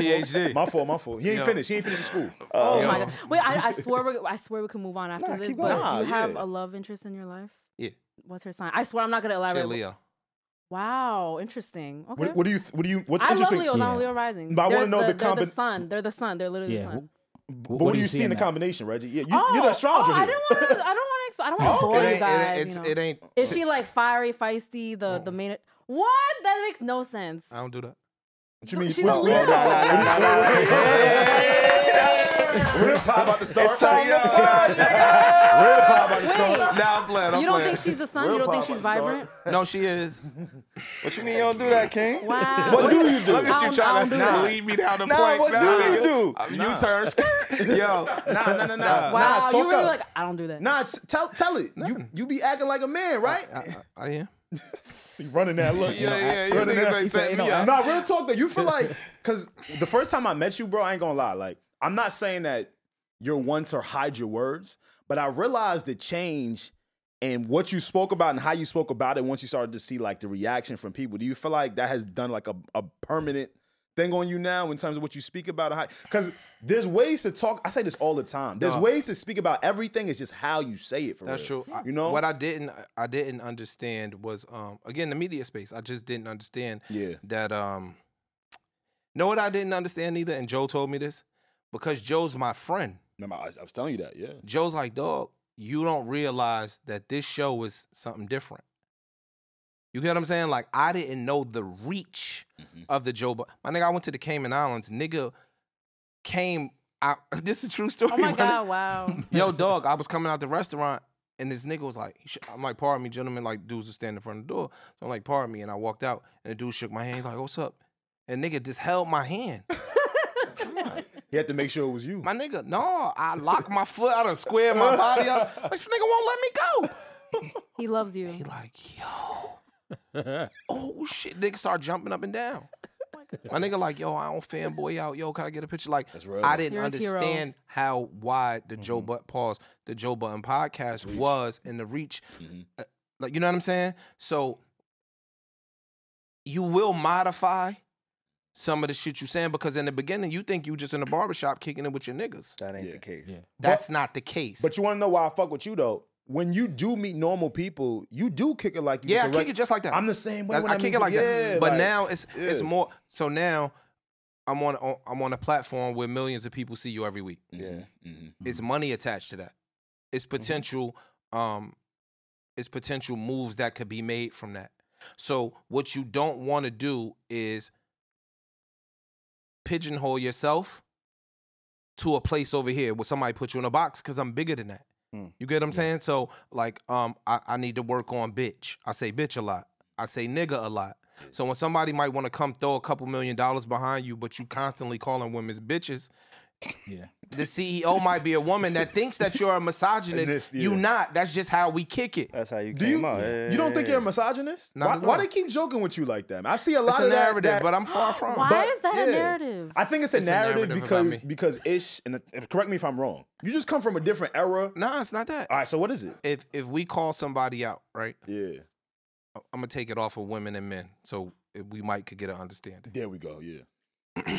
Whatever group that has been suppressed, oppressed. Pardon me, not suppressed. Oppressed. Whatever group that's been downtrodden, that particular group could do what they want. Let me give you an example. White people have oppressed us for a long period of time. We could call them whatever we want to call them. Yeah. No bullshit. No, nobody say nothing. Right? Men have oppressed women for a long period of time. Women could say some wild shit. We can't say a fucking word. So what happens is sometimes if you call somebody out on they shit, it's easy to run with he's a misogynist. Yeah. Like women make mistakes. And if you call them out on their mistakes nowadays, then they label you. Right? That's not necessarily true because I'll call the niggas out on their mistakes too and won't nobody say nothing. If I call a white person out on their mistakes, right? Yeah. They don't ever say, yo, something, but let a white person call a black person out on a mistake. Yeah. They gonna label that white person as a racist. And I was never... The black person could just be doing some bullshit and be being an asshole and really need to be called out on their shit. But it's a white person calling them out on their shit, so they'll be like, yo, he racist. Nah, that's not true. And I wasn't the biggest Kevin Samuels fan when he was making content, but what I did realize was, yo, he was shooting at men first. Bruh. And he was saying a lot. I did the research. He was saying, I was like, oh, he was violating niggas. Y'all remember when he came? Yeah, I remember. Yeah. Dog, what he Yo. I'm not even talking about him. Like before he got into... That nigga used to have 20,000 people in his live.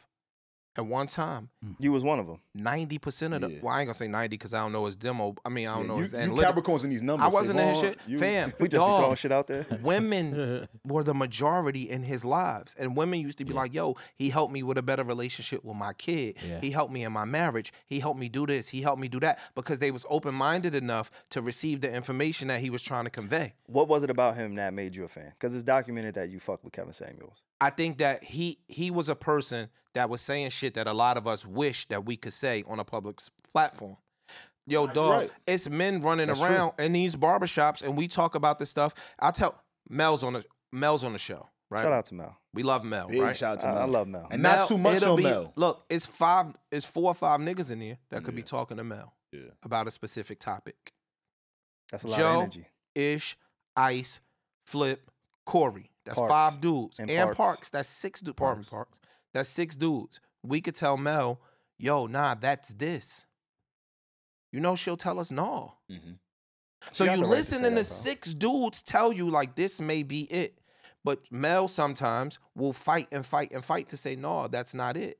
As she should. No, she shouldn't. No, see, that's why I got. That's just why because there's 6 men saying doesn't mean that she's wrong. Like she could it's not about right or wrong. It's about you potentially opening up to say, oh yeah, like have a discussion. Being open. You saying maybe they on to something. I got 6 individual dudes that all come from different walks of life telling me something, and they are unanimous in what they're saying. Maybe I need to say, these guys, they men. Maybe I need to listen to the men. See, maybe there you go. I think what we gotta do. If we had 6 women telling one man one thing and we didn't listen, they would look at us like we was fucking dodos. So you're really like in the balance of it all. I think that's kind of where you... I'm just open-minded to receiving information. My nigga, like, I'm not closed-minded. If 6 women tell me, yo, dog, men need to start...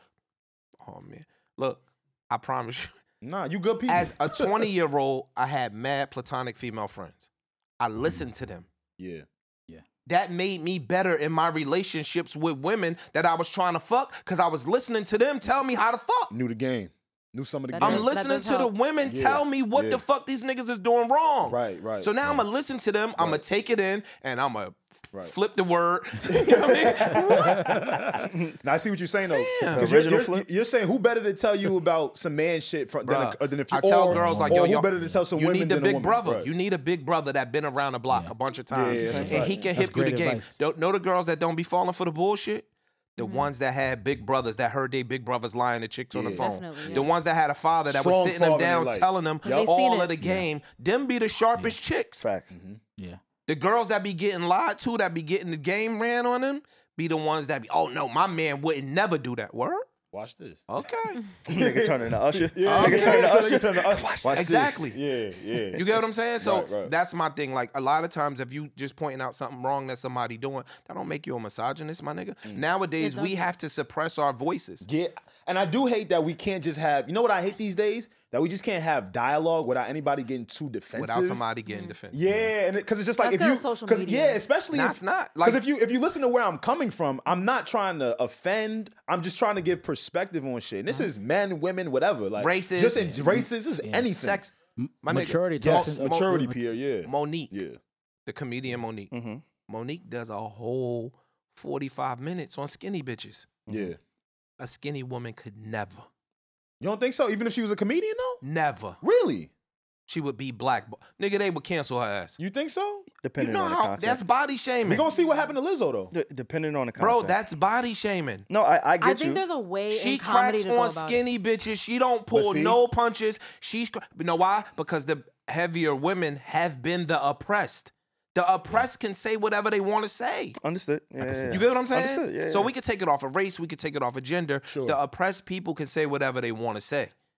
I get that. I was gonna mention no pushback. I was gonna mention the group, but I'm scared of them niggas. So I ain't gonna mention them. But yes, that happens all the time. You get what I'm saying? I get exactly where you're going. Bro, yeah, for sure. And that's my point. For sure. That's my point. So I'm not. But still, you gotta go easy on Mel. Chill on Mel. Mel's my nigga. No, what I'm gonna say is, and maybe we could start a petition. Right. Like me and Alex, we could start going back to Video Village part-time to help represent Mel. Right. Just for Mel. Why? Fam. Because she needs some support, clearly. No, you can ask Mel. This is a true thing. Yeah. I told Mel, yo, dog, curse me out on camera. Is she new? Is this the first podcast environment that she's been in? Oh, okay. No. I think it's a lot, though. You in there with 5. I was about to say. No, yeah, because I was about to say, like, she... You in there with 5 hyenas. Welcome to the jungle. It's different. I was about to say, like, if this was her first pod, it does take a minute to get used to. Like, even if she's good at cursing people out in real life or whatever, it does take time to get used to, like, doing it in this environment. Like, me, when I started, I was definitely like, oh, yeah. But now, like, if they say something I don't like, I'll definitely, like, talk back. The only thing I don't like is when y'all cut her off, right? Because a lot of the... Do you say that when she cuts me off? I absolutely do. Fucking because no. Come on, bro. Don't do that. Don't do that. You my man. No, I don't. I know. Shut up, nigga. Let her talk. No, listen. I could be talking. Look, I could be talking. She'll cut me off 4 or 5 times in a row, and won't nobody say a motherfucking thing. You don't. But hold on, though. But you want to know why? You get a lot of words in. You do. So it's like for someone that is the woman on the podcast amongst 5 other men, I mean, yeah, I think it like looks cutting different. people off is just like annoying, like all around. Yeah, you get words in. You feel me? Like it's different. Not saying she doesn't. Have you ever been on King Magazine? No. Then let her talk. Got you. Nah, word.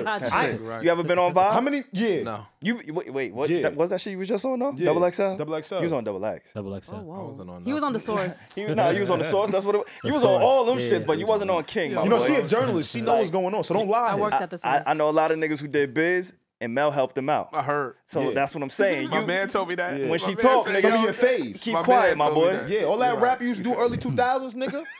You know the ones. Yo, Fuck out of it. Yo, but nah, shout out to that though. I would man. love to have a one-on-one with Mel and just talk about what it's like being on a male podcast. I ain't gonna lie. It is crazy. In the jungle with the hyenas. We be having Reggie go crazy in here. I ain't gonna lie. And again, our personalities are strong. Yeah. Joe has a strong personality. I got a strong personality. Ice got a strong personality. Flip got a strong personality. And to keep it honest, everybody don't know, Parks got a strong personality. He does. I respect it. You know what I'm saying? He may not talk as much as us, but Parks be... When he's passionate about something? Yeah. Shout out to Parks. Parks get downright dignified. Like, no, nigga. Like, nigga. I feel like that's me he because... get G. No, Shout because out to like, Parks. I He don't... get G. He's 6'5". Yeah, I don't talk like all the time, but when something bothers me, I'll definitely be like, no. You know what's funny? Yeah. That's one of the questions I wanted to ask Ish today. You know, you like to play very cool. I'm cool with everybody. Yo, I'm the hood, the whisperer, all that cool shit. Yeah, but what are some things that really aggravate you? I've rarely seen you upset. Besides women. Women don't. Nah, he love women. Nah, he love. Yeah, crazy. He's pushing the He neck. love women. He love women. Yeah. In life? Yeah, just in general. Like, what are some things that just aggravate you? Some pet peeves. You know, you come off as if like, yo, I don't care. I'm chilling. I've come off like that as well. So I like to express here with the things I like and I don't like. That's a lot of shit. Really? Give me two. Give me two. Yeah. Give me He two. told you he's a Capricorn and he's moody. So, I'm not moody though. He said that's what he doesn't relate you. to. He said he not you, nigga. I used to be. But watch his list of things that aggravate him. All right, bet. Watch this. Like what bothers you? Like what really bothers Ish, man? It depends. It depends on what you talk. Like what we talking about. With people. Let's or go. what people do to you. Yeah. Like, you know what I don't like people that can't see. This goes back to the therapy shit. Like, I don't like people that can't hold themselves accountable. I don't like people that don't apologize. You get what I'm saying? Like, I don't like that, my nigga. Is that why you and Joe didn't talk for 4 years, 5 years, whatever that was? Nah, I don't think that. I think that me and Joe we two headstrong people. You know what I'm saying? And I think that one thing I will say about Joe is Joe's smart. And if you get Joe in a corner where it's two of y'all, Joe is receptive. He may not be as receptive on the pod because a lot of that is podding. But yeah, for sure. a lot of times if it's just the two of y'all and Joe got logic to him.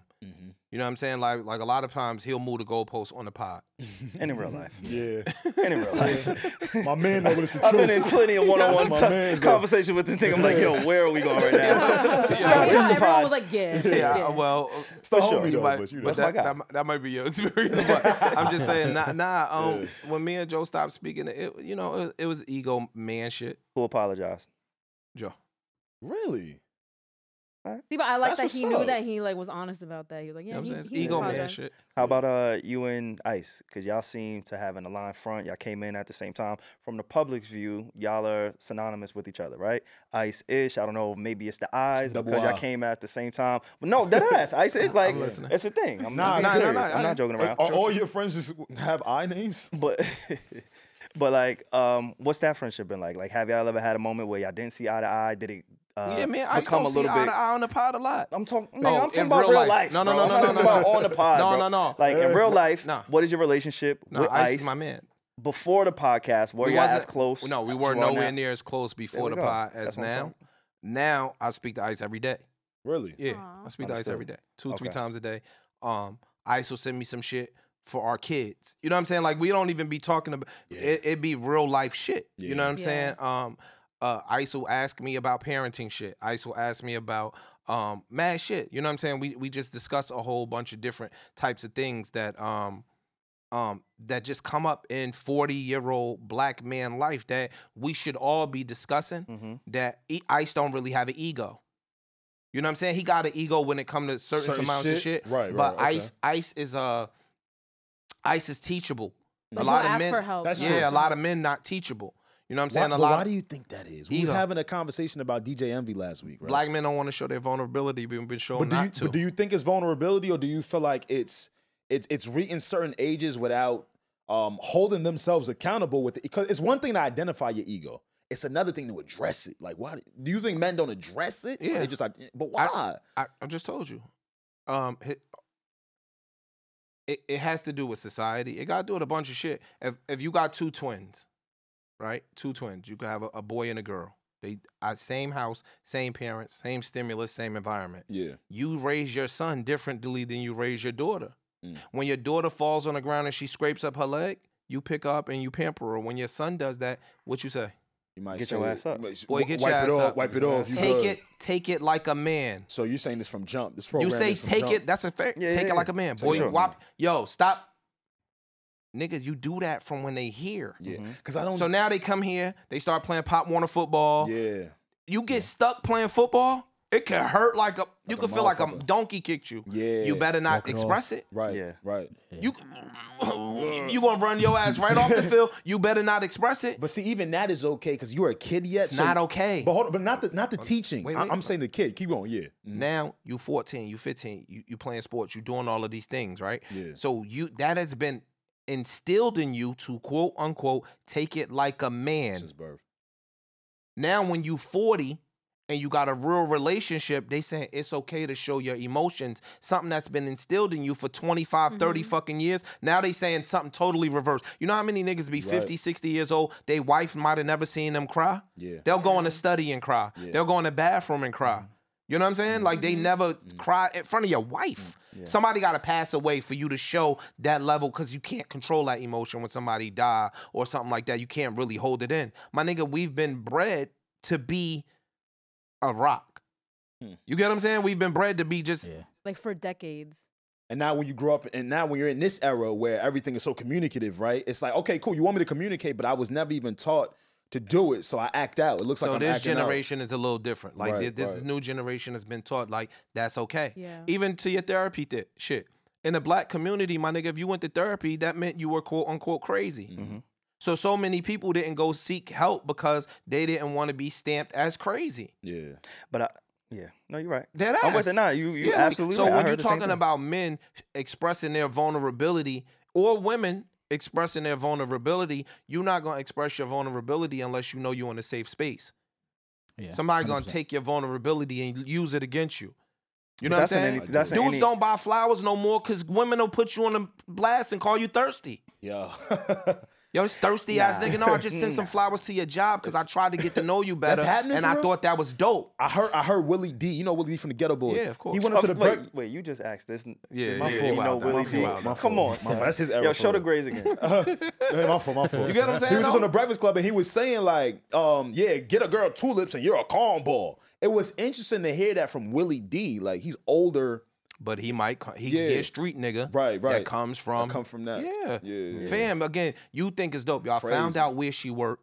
Right. You might think it's some fly shit. I did remember the shit Will Smith did on Hitch? Yeah, that was fly shit. Yeah. Today they'd be like, yo, this corny ass thing. Let me tell you what this fucking stalker did. He found my great grandfather. It's tough. Because these days you really can't gauge who's mentally sane. I ain't gonna lie. That's still my bag. I ain't gonna lie. I like to study. I like to see my opponent. You get what I'm saying, my nigga? Like, I'm still shooting from three. Y'all niggas can keep the cool shit. So what I'm saying is if it's not received well, For sure. You might not do that for but the as next a guy, you chick. gotta, as a man, You you might gotta not use, do that for the next woman. But listen, That's as true. a man, you have to use discernment. True. I know I can't approach every woman That's true. with The that same style. way. That's true. There's a The same certain way. energy Yeah. exchange where I'm like, oh, she can get this treatment. She can get the flowers. And she's gonna appreciate it. I'm gonna go the extra mile for her because that energy is there. Whereas it might be somebody else. She may not be used to a nigga like us. True. So now though, once you get that bad one review from the girl that you thought would appreciate that, I'm stealing somebody's shit that I saw on the gram the other day. Nigga said, he said, yo, nowadays we can't separate the good girls from the hoes because the good girls are standing next to the hoes doing and wearing the same shit that they doing. That's a fact. Right? So he took it and he said, yo, if it's 10 lions coming down the street, he said, yo, I'm gonna say, yo, 2 of them lions is good. Muhammad Ali said that. He said, yo, if it's a room full of snakes and cobras and they gonna bite me, I ain't gonna say, yo, them 2 cobras right there, they all right. No, I'm gonna just run from all cobras. Gonna group them. Nah, for sure. So now when you start talking about who do I show my emotions to, who do I show this to, and you done got your ass whipped by these 3 girls over here, you like, man, I'm good over there. I'm gonna be a rock too. Fuck it. What's up, ma? Yeah. What's up, ma? What's good? I hate those niggas. I don't You do get well. what I'm saying? I don't do well with those men. Alex, you had mentioned Willie D being on the Breakfast Club. I want to stick on the Breakfast Club. I want to bring up DJ Envy. Same era, Shout right? out to Envy. Shout out to Envy. I think maybe I don't know what's going on. Shout out to Envy for now till we see what happens. But I don't know what's happening. He not There's- trapping houses by you? There's a lot of things happening in the headlines. So again, I don't know. It's like just like when y'all spoke about Jonathan Majors. It was, yo, shout out to Jonathan Majors until we see how everything plays out. So that's my stance on anybody who's accused of some of the things that are being said about Envy. Again, DJ Envy in the news, Breakfast Club. I don't know if you have a relationship with Envy. Same era, same field, industry in some capacity. And I don't even want to keep it on him. I just want to talk about how do you avoid ending up in a situation like a Envy, like a Caesar, somebody who's in the real estate game, somebody who's getting to the bag, somebody who has influence, right? Like there's a lot of parallels. There's more parallels to you and a DJ Envy than there is the regular guy who just wants to get into real estate. So how do you like dodge that bullshit? I think that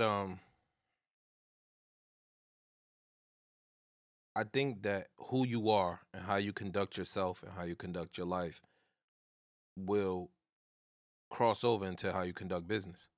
It's hand in hand. I think that if I borrow money from you, I'm gonna try to get your money back. You get what I'm saying?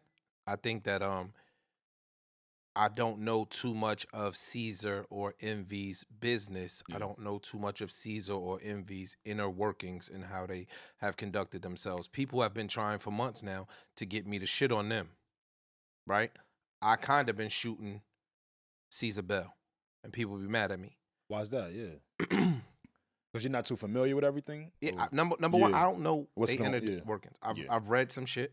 I've read people say y'all made mad money with him.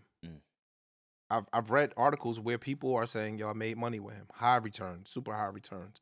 And then this one particular time I gave him some money and he didn't get my money back. I think that we as black people, we label everything a scam.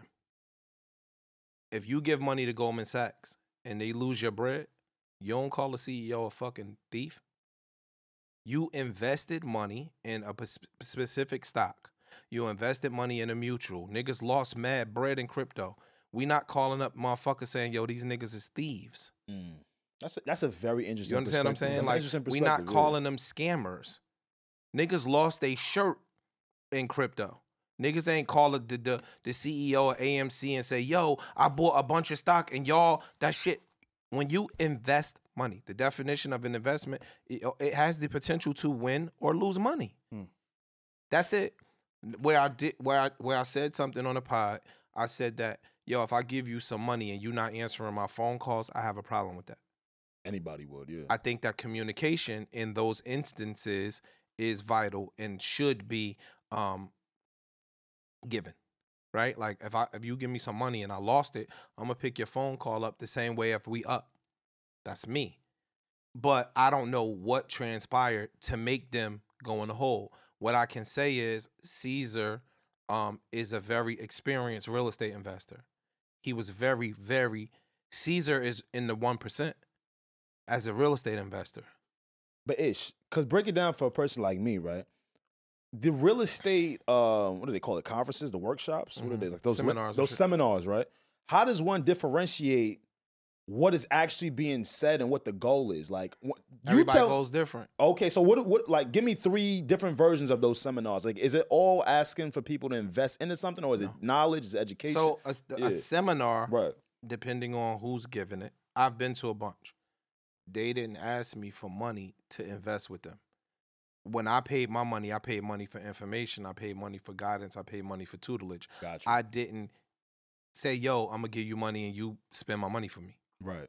I found out how to take my own money and spend my own money. With their information. I think what happens is, and again, a lot of this is in our communities, when you start seeing shiny shit, a nigga give you their mother social security number, you got some shiny shit. So I could pull up with a lamp, I could have a Cherokee, and I could be 50 houses in our community. And niggas would be like, man, fuck out of here. I could have 2 houses and I could pull up in a Ferrari and niggas be like, yo, where you want me to sign? Yeah, they believe you want me to sign some shit? Yeah, what's up, man? Let's go. Right? So I think that when those things happen, everybody is throwing money at you, and we come from a society of quick flip niggas. Drugs made us flip money. Right? 1 get you 2, 2 get you 4. Like, we come from that. Whereas really quality investors, if I could get niggas money, 10% on their money, I would have a line down the street of some of the wealthiest motherfuckers on the planet. A great stockbroker gets people 10% of their money. At least. Great. If you get some of the people in our community 10% of their money, they're like, man, I don't want that shit. I need more than that. I need the investment plus plus more. Shit. Yeah. You get what I'm saying? Yeah. And then we see these reports, oh, this stock is up 197% over 2 years. That's not normal. That's an outlier. That's not normal. Traditionally, real estate appreciates at 3 to 5% a year. In the last 4 years, that shit is up 80, 90%. Houses that you would have bought for $500,000 in 2020, they 800 grand now. That's not normal. Yeah. So we see the headlines grab us. And so when the headlines start grabbing you and you see a quick flip, you quick to throw some money at it without doing your due diligence. Right. So I'm not excusing somebody. If somebody took somebody's money and they ran away with it, I think that's immoral. I want you to stay on the more. Oh, no, keep going. But I don't know what these guys are doing, so I'm not going to speak. I do know that during COVID, real estate investors got their asses whipped. Right? You feel like it's a lot of get back these days. No, nigga. You had the president of the United States get on TV and tell people they didn't have to pay rent. Yeah. So if you was a nigga that owned 500 units, you had 500 doors, and 250 people stopped paying rent, what the fuck happens to your business? You was pissed off. You have no bailout. Your mortgages got to be paid. Paid regardless.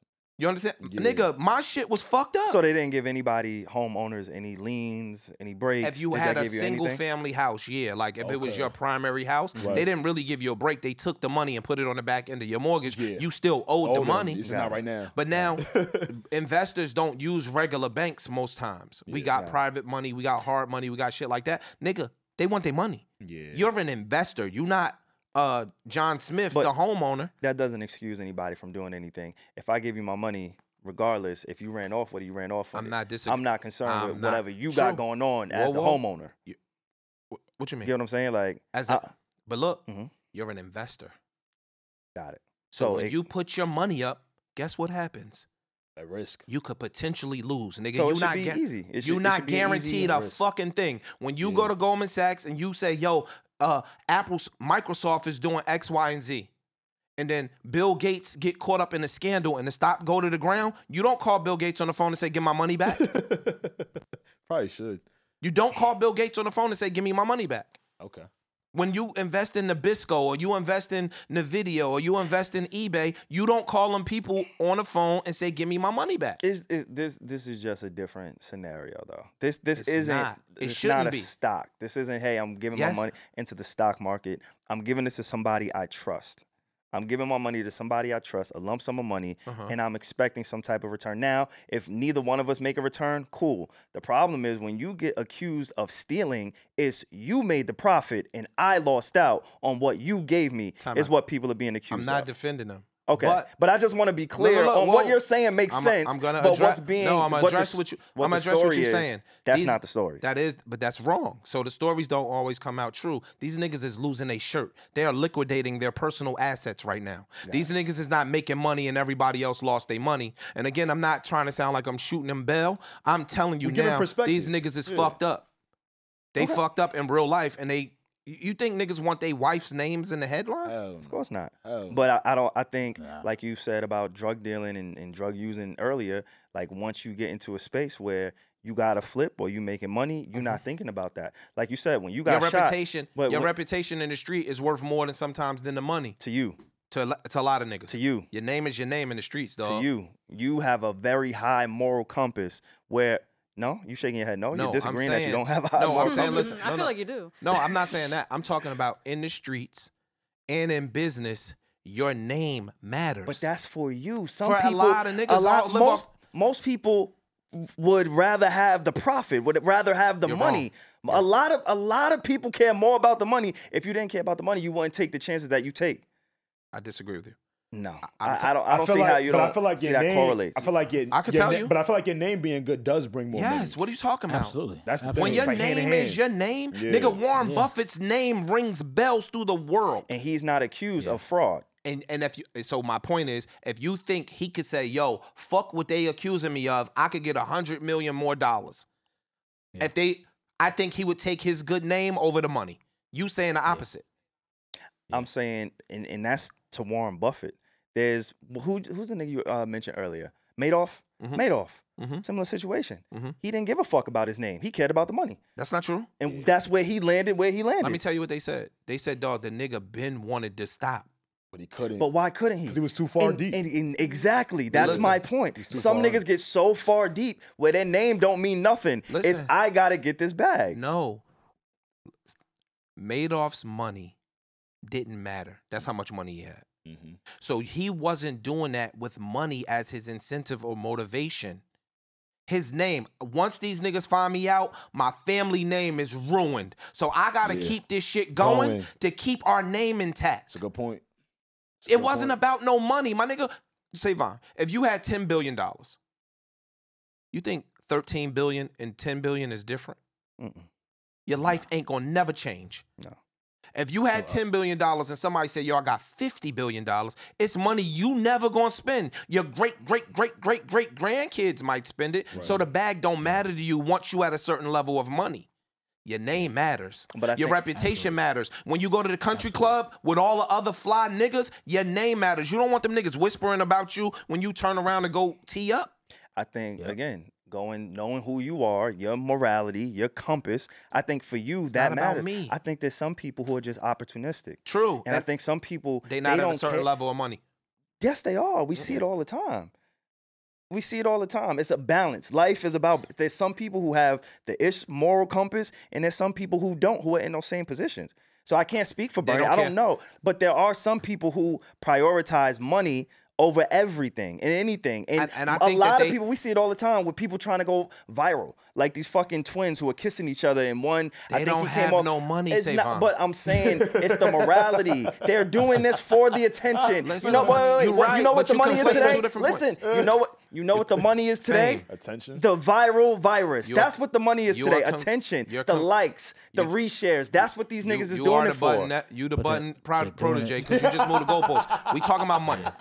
That boy good. Look, we talking about money. You said niggas will kill their name for money. Stop. The fame is the name that they searching for. They doing it for the name. They want to keep, when you doing shit for fame, you doing it for the name. The fame is the currency. Just like the money. The currency come with the fame. The fame is the name. Eventually, The fame is the name. We've known mad people that have been very famous. The fame is the name. We know very famous people that have become broke. That's broke. No, they didn't become broke. They was broke the whole time, but they was famous. And they was out here moving for the name and the look. They didn't care. Money wasn't their incentive. So but see, that's what, their popularity was their incentive. That's what confuses me about why people were so confused about your Adam22 point.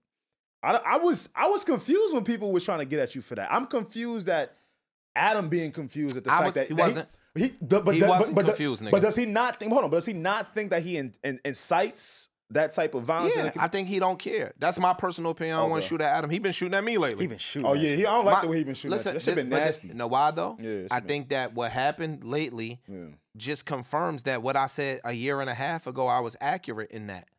Again, dog. What'd you say? What'd you say? Some of the people who may not know. For some of the people that said, I didn't know none of this. Joe had Adam come on the show. Y'all know I don't watch podcasts. I didn't know what Adam's content was. Yeah. Right? It started coming to us in real time. Y'all was there. It started coming to me in real time. Yeah. So when it was coming to me in real time, I really got upset. I literally got upset. Once you started to piece it? When they saying, yo, dog, you'll have Team A and Team B. You'll interview both. You'll take words that Team A said about Team B and tell Team B what you think about that. Then you'll have Team B come on and say, yo, A said this and this and this. And then B said this, this, and this. These kids is dying. That's exactly what he does, though. So was he mad at that? Yeah. He said he don't do that. And he said, one, they grown men. They could talk about whatever they want. They can. Okay. I'm not disagreeing. But now we are seeing instances where people don't want to talk about it. He's getting mad. Yeah. Yeah. He's getting mad, trying to instigate and push. Well, yo, he says such and such. You don't want to clap back? I'm giving you a platform to clap back. Yeah. But when these niggas really start clapping back, his white ass is sitting somewhere enjoying his millions. You know, I think the only... And this stuff don't hit his door. This stuff hits our kids' doors, our nephews' doors. I think the only side he sees is the platform, with air quotes, an opportunity that he gives these people. True. So I think it's very hard for him to try to understand that. It's not hard. It's too smart. Yeah, that'd be the thing. Let me tell you something. Your opportunity that you're giving somebody to come speak. Right. You're giving them a pathway to come speak. Yeah. When they don't want to talk about negative shit, if you are sincere about giving them a platform to come speak, you wouldn't be encouraging them to talk about negative shit, because the negative shit is what gets you the ratings. But you wanna know what get me tight too though? It be niggas that really be a part of gangs, right? The sincerity ain't there. I know the sincerity ain't there, but hear me out though, right? The people that he allows to come on, these be Crip niggas, these be blood niggas, these be all type of gang niggas, and they make him feel comfortable enough to speak about it with them. That's the shit that be fucking my head up. Why? For real. Why? So you're saying they rather the opportunity and the look more than like, yo, you a white boy that ain't really from this culture. You're not from the streets. Like, yeah. Oh, I'm on TV. Somebody could potentially sign a deal from that. This is getting me looks. So with all that's transpired since you've met Adam, since you had your stance on Adam, how do you feel about? I think I was dead on. Yeah. We just saw 2 or 3 clips in the last 2 months. One joint with I think the dude's name is Crip Mac. Crip Mac, yeah. Was arguing with some other dude from Chicago. I'm familiar. Yeah. And so they had a split screen. They had IG Live, yep. That's the dude's name? No, they was on IG Live. It was one dude from Chicago, and then there was the dude Crip Mac, and they was arguing with her. They was threatening each other. Right. And Adam is in the top of that screen, making all type of faces, laughing, joking. These boys are talking about killing each other. Yeah. I don't understand how he doesn't see that. He's laughing, my nigga. What do you mean he don't see it? Stop saying that. He sees it. But let me tell you what frustrates me, bro. I'm with you. I know he sees it. So you said I don't understand how he don't see it. How he can't. He don't give a fuck. Nigga, I'm monetizing this. I see it. I know what the potential recourse can be. I don't give a fuck if it's running up. He's making... Yo, dog, if you and Alex, let's say you a killer, allegedly. Alex is a killer, allegedly. Y'all from 2 opposite sides. Right? I'm never gonna put y'all in a room and throw just be like, go at it. A match in a powder keg. I'm never gonna do that so that y'all could, and so that I could get money from that. Yeah. You understand what I'm saying? And so my point to him was, dog, you not of the culture.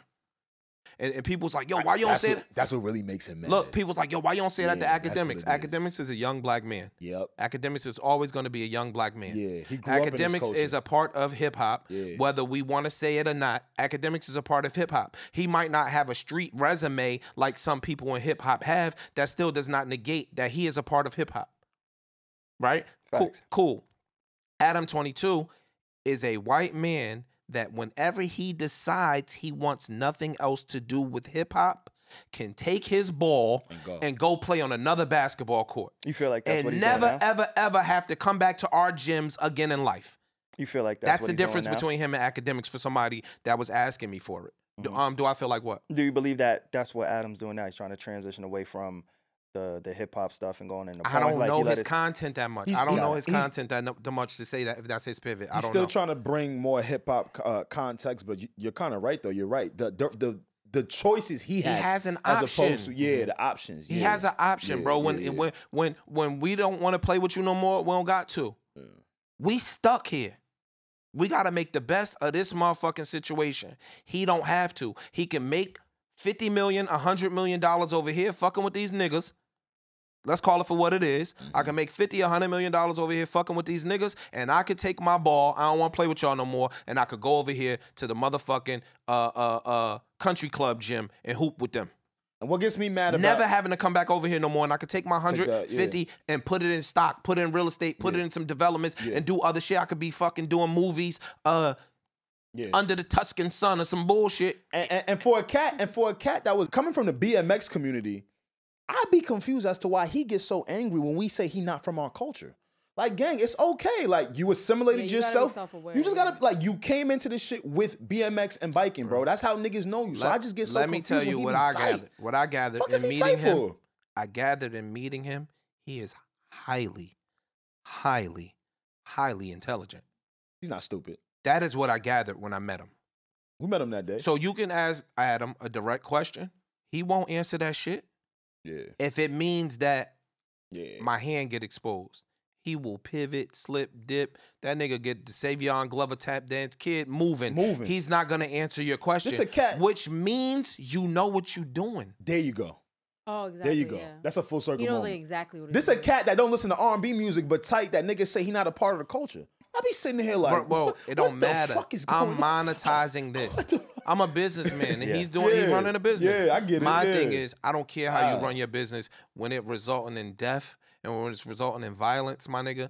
It's different. It ain't reality TV with somebody getting a drink thrown in their face. These boys is killing each other, legitimately killing each other. My nigga, he interviewed the nigga mother after the nigga passed away, bro. For ratings, like, come on, my nigga. Nah, it's nasty behavior. It's nasty behavior. And because it's so nasty, I do want to go back to the academics thing because I don't think it's fair to keep trying to box academics into the Adam22 kind of situation because a lot of people talk about the war in Chicago, right? All of that stuff. Our introduction to academics, it may have been a little bit distasteful, which he's mentioned. And he said it, right? He said it. But I don't think that's his content now. I don't think that's what he brings to the culture. I think what he brings to the culture is much more informative, maybe entertainment, shock, whatever it is. I just don't want to put Adam and academics in the same conversation because I think what Adam is doing is intentional and he has the bag. He, like you said, he could pivot if he wanted to, but it's a choice and it's profitable. And this is how you stay relevant because the other thing that we don't really talk about, he don't got a white audience. Like, it's only black people that care about this guy. It's only black people who talk about this guy. Really? Like, the white split up. It should not a little bit of a mixture. I believe I think it's a mixture. No, before his wife went to Pound Town. That's recent. With a black dude. That's recent. He didn't have any mainstream appeal. I think the only appeal to people who cared about his content was just black people, black kids. Or some middle America white boys that are young. But you can't. But that's not his foundation. But that's not his foundation. That's not his foundation. I don't think middle America. White kids, about him. White kids maybe, white kids, but I don't think middle America, 35 and up, white people give a fuck about what these gang boys are doing. And I think those white kids who may look up to him because they think there's a cool factor around him. There's an allure around what he was able to accomplish in a black space. It's not because, oh my God, he's so dope. It's because of what he was able to create. You get what I'm saying? I do. That's what I'm saying about, like, I do want to make sure, you know, we brought up academics, we brought up Adam22. I don't want to put them in the same box. They are two completely different styles of content and what they bring to, and I hate saying this nigga bring something to the culture, but what they bring to the culture, what they bring to content is completely different. But again, fam, just for something as simple as academics is never, ever, ever going to be able to take his skin off. He's never going to be able to take his skin off. When he walks in any boardroom, he is still a 32-year-old young black man. Unless he hits some that made his millions from the hip-hop space. That is what he's going to be considered. That's it. Facts. They don't call some of these motherfuckers media mogul. It's hard to get that mogul name when you black. Yeah. I don't give a fuck, my nigga. You have to accomplish a lot of shit to get that media mogul name. Yes, you do. Yeah. My nigga Joe Budden has accomplished more than most of these motherfuckers in media, and they don't call him a mogul. Joe started this black podcasting shit.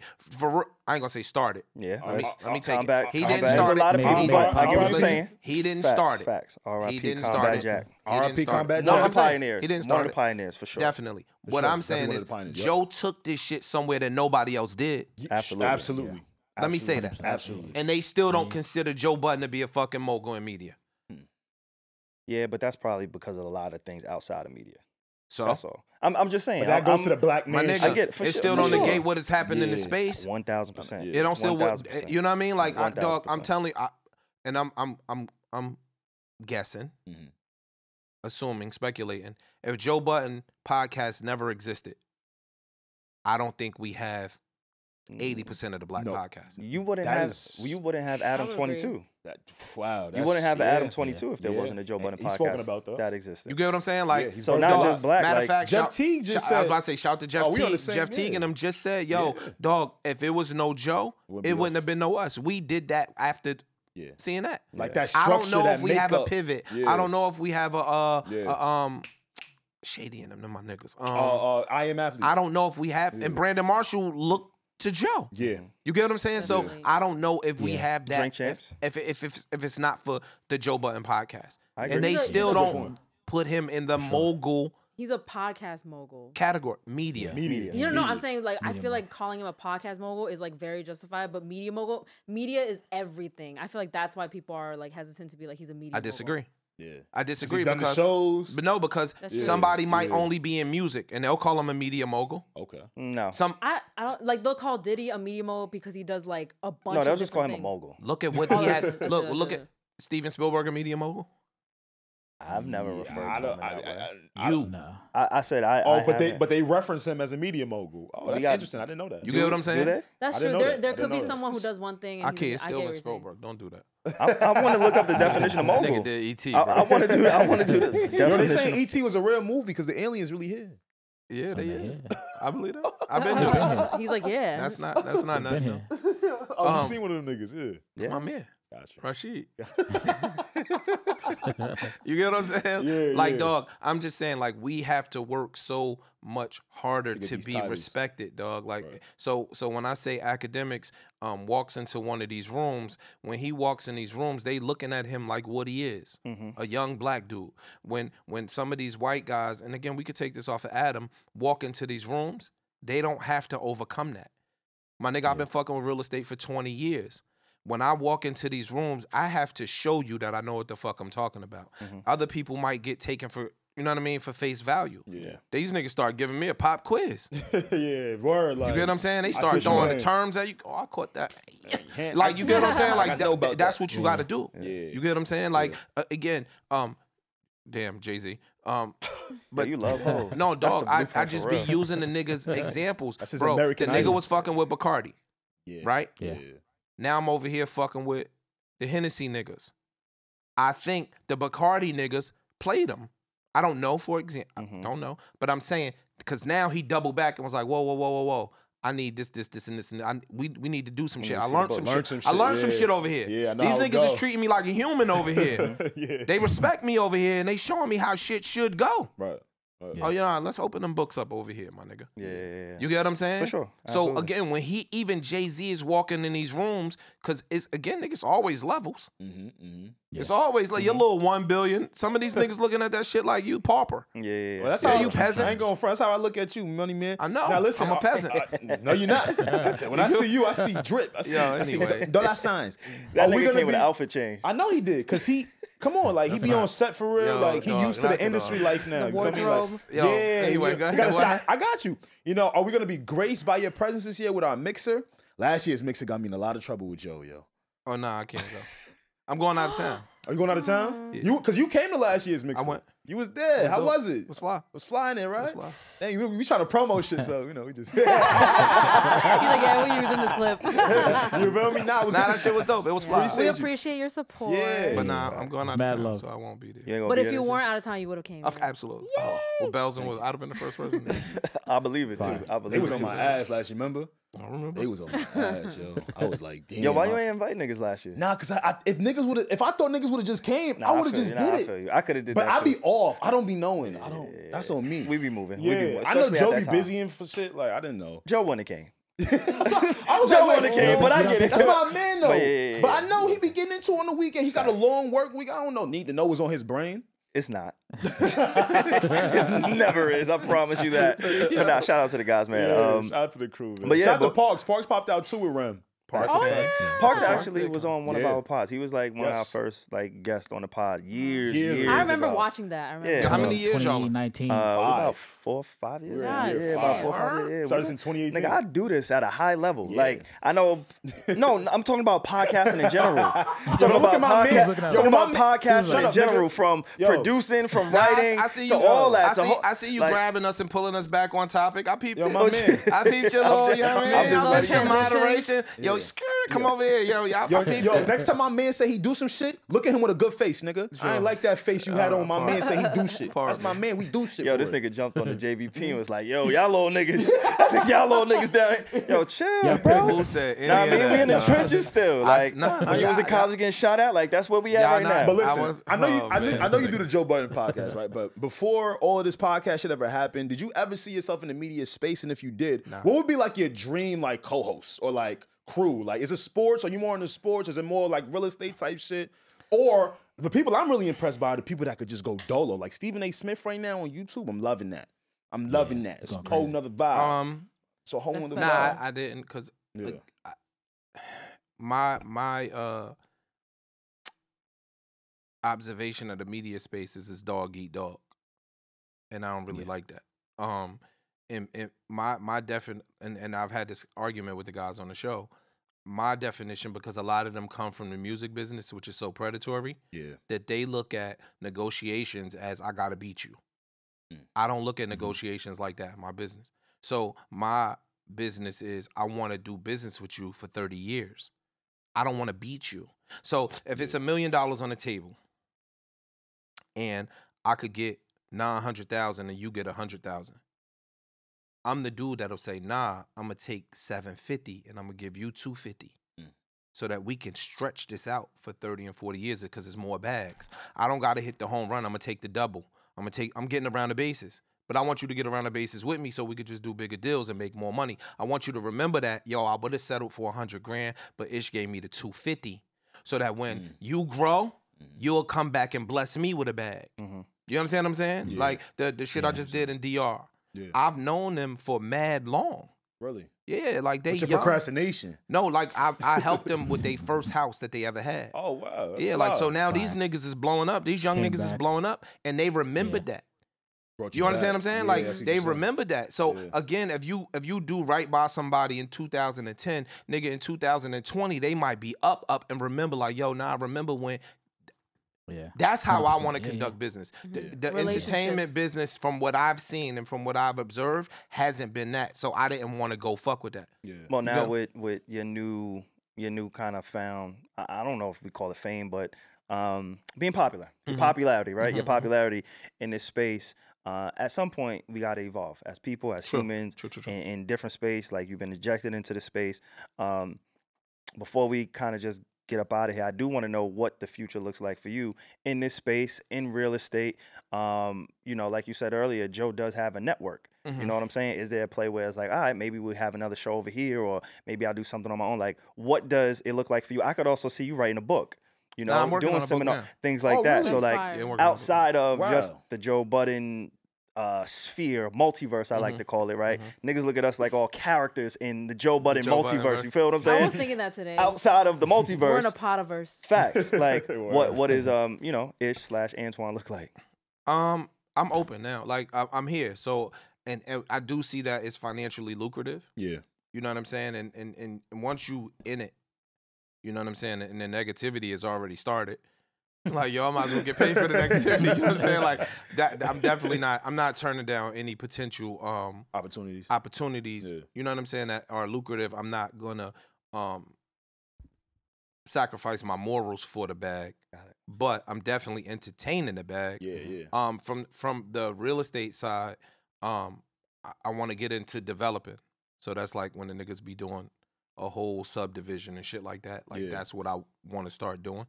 You know what I mean? Have Ish Lane. You know what I mean? That's fine. That's what's up. Antoine Drive. Like, you know what I'm saying? Antoine Drive. But no, that's Antoine Drive. Big Ish, nigga. You got little lane Ish and big Ish. Fuck out of here. No, that's where I Little would Ish want to, Parkway. you know what I'm saying, start doing that. But if any form of teaching, seminars, all of that stuff, like, I welcome any of that. I'm not closed off to nothing. You know what I'm saying? If it makes sense financially, if it makes sense, you know, all around the board, then I'm definitely I'm fucking with it. I'm not closed off to that. That's what's up. You know what I'm saying? I'm here now. I love that because that's so purposeful. Because with your knowledge, you could help people get rich. You could teach them a lot of things. Like, that's such a grand purpose, and I love that for you. And I think I think people receive it more genuine than they would other people. It's true. You know what I'm saying? I think that's why, not to piggyback on that, or I think that's why I think envying them may be getting a little bit Like beat backlash. getting their asses whipped, because people look at them like, yo, you one of us. You know what I'm saying? Like, you from this culture, you from this, you from that. And again, not saying that those guys are guilty of anything. I think that we and this is unfortunate, I think that they haven't really even been given their just due. Like, we don't know what's going on, and we just slandering these niggas' names, and I don't think that that's fair, because I could be that. You get what I'm saying? Like, it could be no truth to that. You know what I'm saying? But it's some shit you never come back from, my nigga. Like, it's some shit you never come back from, and I think that even if they are found innocent, they never gonna come back from that. You get what I'm saying? Like, a nigga gonna be like, yo, dog, I got this project over here. Niggas gonna be like, skirt. Like, I don't want nothing to do with that. Yeah. And I don't think that's fair. Yeah. You know what I'm saying? Like, they being crucified in the media, and I don't really think that's fair. Listen, man, before we get out of here, because we really do appreciate you, really my guy. I know we've been joking a lot today. Y'all niggas are all but nah, Pete. Short ass pod. Nah, listen. He want to talk to You ain't in the sweatshop, my boy. You ain't in the sweatshop, my boy. We got ins and outs on this motherfucker. I got work tomorrow. I got a 9 to 5. I still have a 9 to 5. Yeah, we all got 9 to 5s here. Yeah. You know what I'm saying? It's a little different. He was ready to pod for like 8 hours. I know. And you're not even in your state. He in a whole other state want to still pod. That's impressive. You're my man. No, sorry, but listen. One of the things I'm impressed by you is you recently had you have a new child in your life, and you're in the latter part of your 40s. A lot of people, that would scare a lot of people.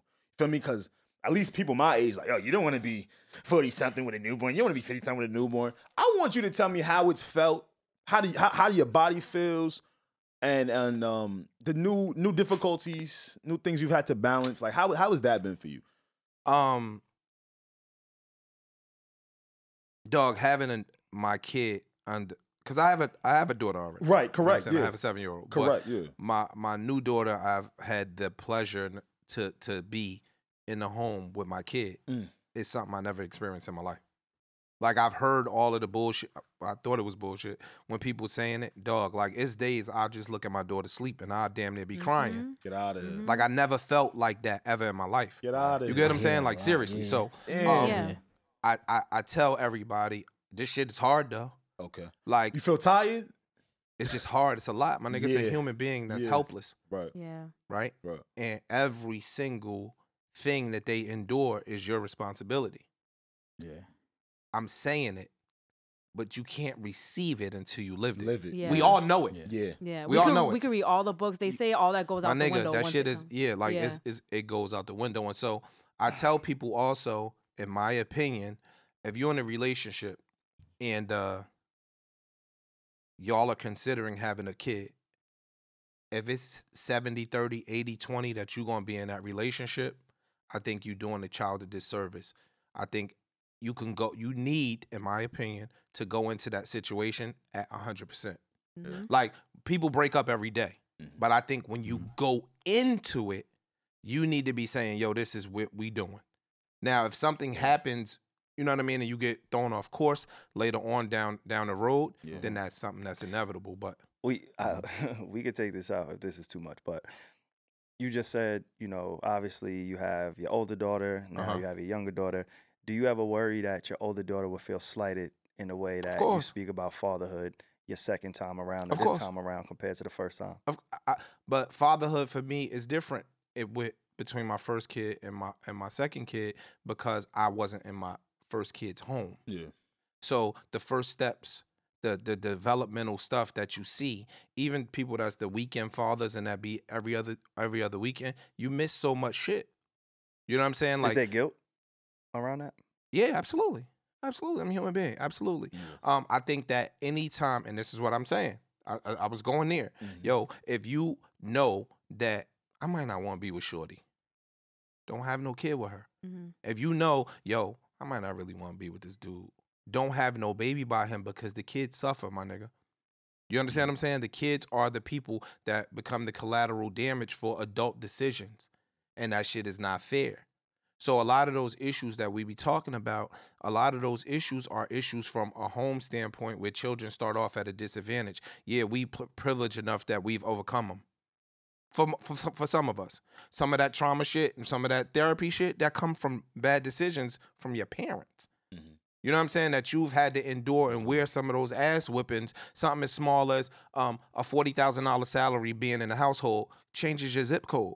Yeah. My nigga, when it changes your zip code, it changes your school, it changes your group of friends, it changes your life. 40 punk ass grand would change your life. Absolutely. An extra $2,500, $3,000 a month in that household takes you out of these projects and puts you over here in this middle America neighborhood.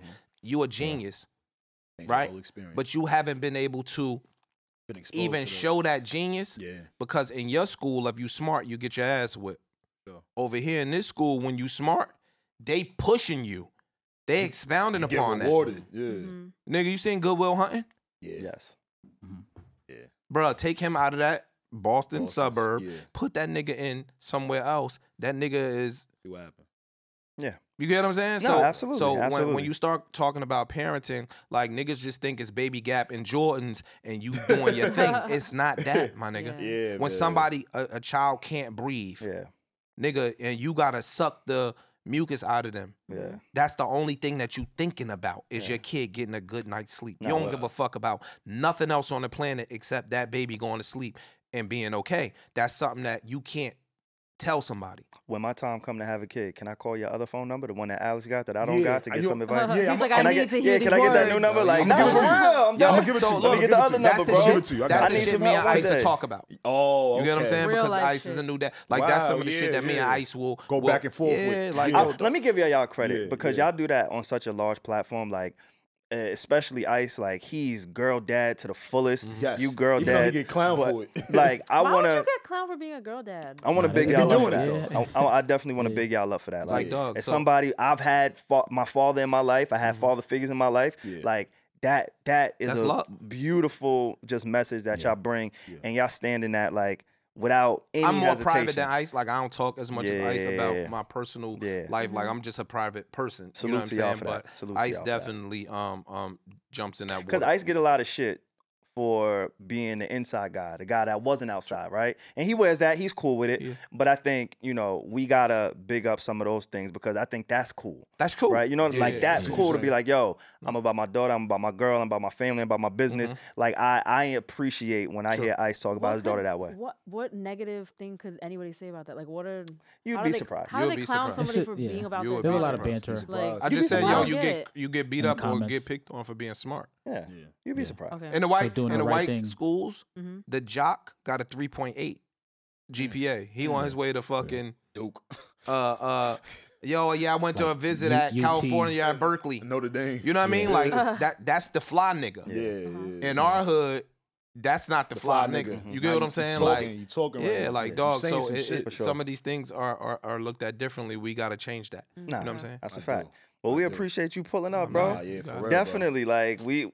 Nah. Yo, I'm dead ass, bro. I appreciate you pulling up. Like you, my guy. Like you really make like. Why would I not? Cause I've been trying to get you in here for a year. You're lying. Like 6 months. You lying? No, nigga, not even 6 months. 6 weeks. You forgot I was asking you to come here when I was still working with you, but I know. Yeah, and I said, yo, why y'all ain't have me on y'all show? And I'd be saying, I don't know. But that was me. That was my fault. Nah, listen, bro. We really do salute you, bro. I appreciate it. You know what? I'll speak for SaVon right now. Sorry, nigga.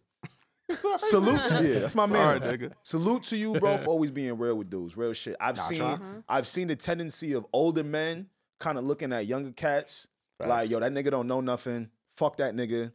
He not gonna listen. I don't feel like talking to him because he not my age. You never really did that with us, my nigga. Real shit. And I really salute you for that. I mean, I'm just saluting what I saw. You know what I'm saying? I appreciate it. I gotta salute you for that. I know you don't like compliments. Not really. But yeah. and to just piggyback off what Alex was saying, like, especially the way that you was inserted into the podcast, like, you didn't know shit, we didn't know shit, the energy was off, tension was there, but I think the fact that y'all brought such good energy, and I know that's very basic to kind of say, but the fact that y'all came in with open arms, you know what I'm saying? Like, because I didn't know what type of nigga you was gonna be. True. My job was to make sure that I served whatever y'all needed me to do. You get what I'm saying? That's like, I was in a very humbling position of, nigga, what you want to eat? I don't even know you. I asked you what you wanted to eat before I knew your fucking name. I'm trying to give you money, like, yo, he was giving me money to run, like, it's the that was company my call. role at the time. So you know what I'm saying? Like, so on that type of introduction, you could always look at some young niggas like, yo, I don't really need to give them the respect. I don't really need to talk to them in the same space.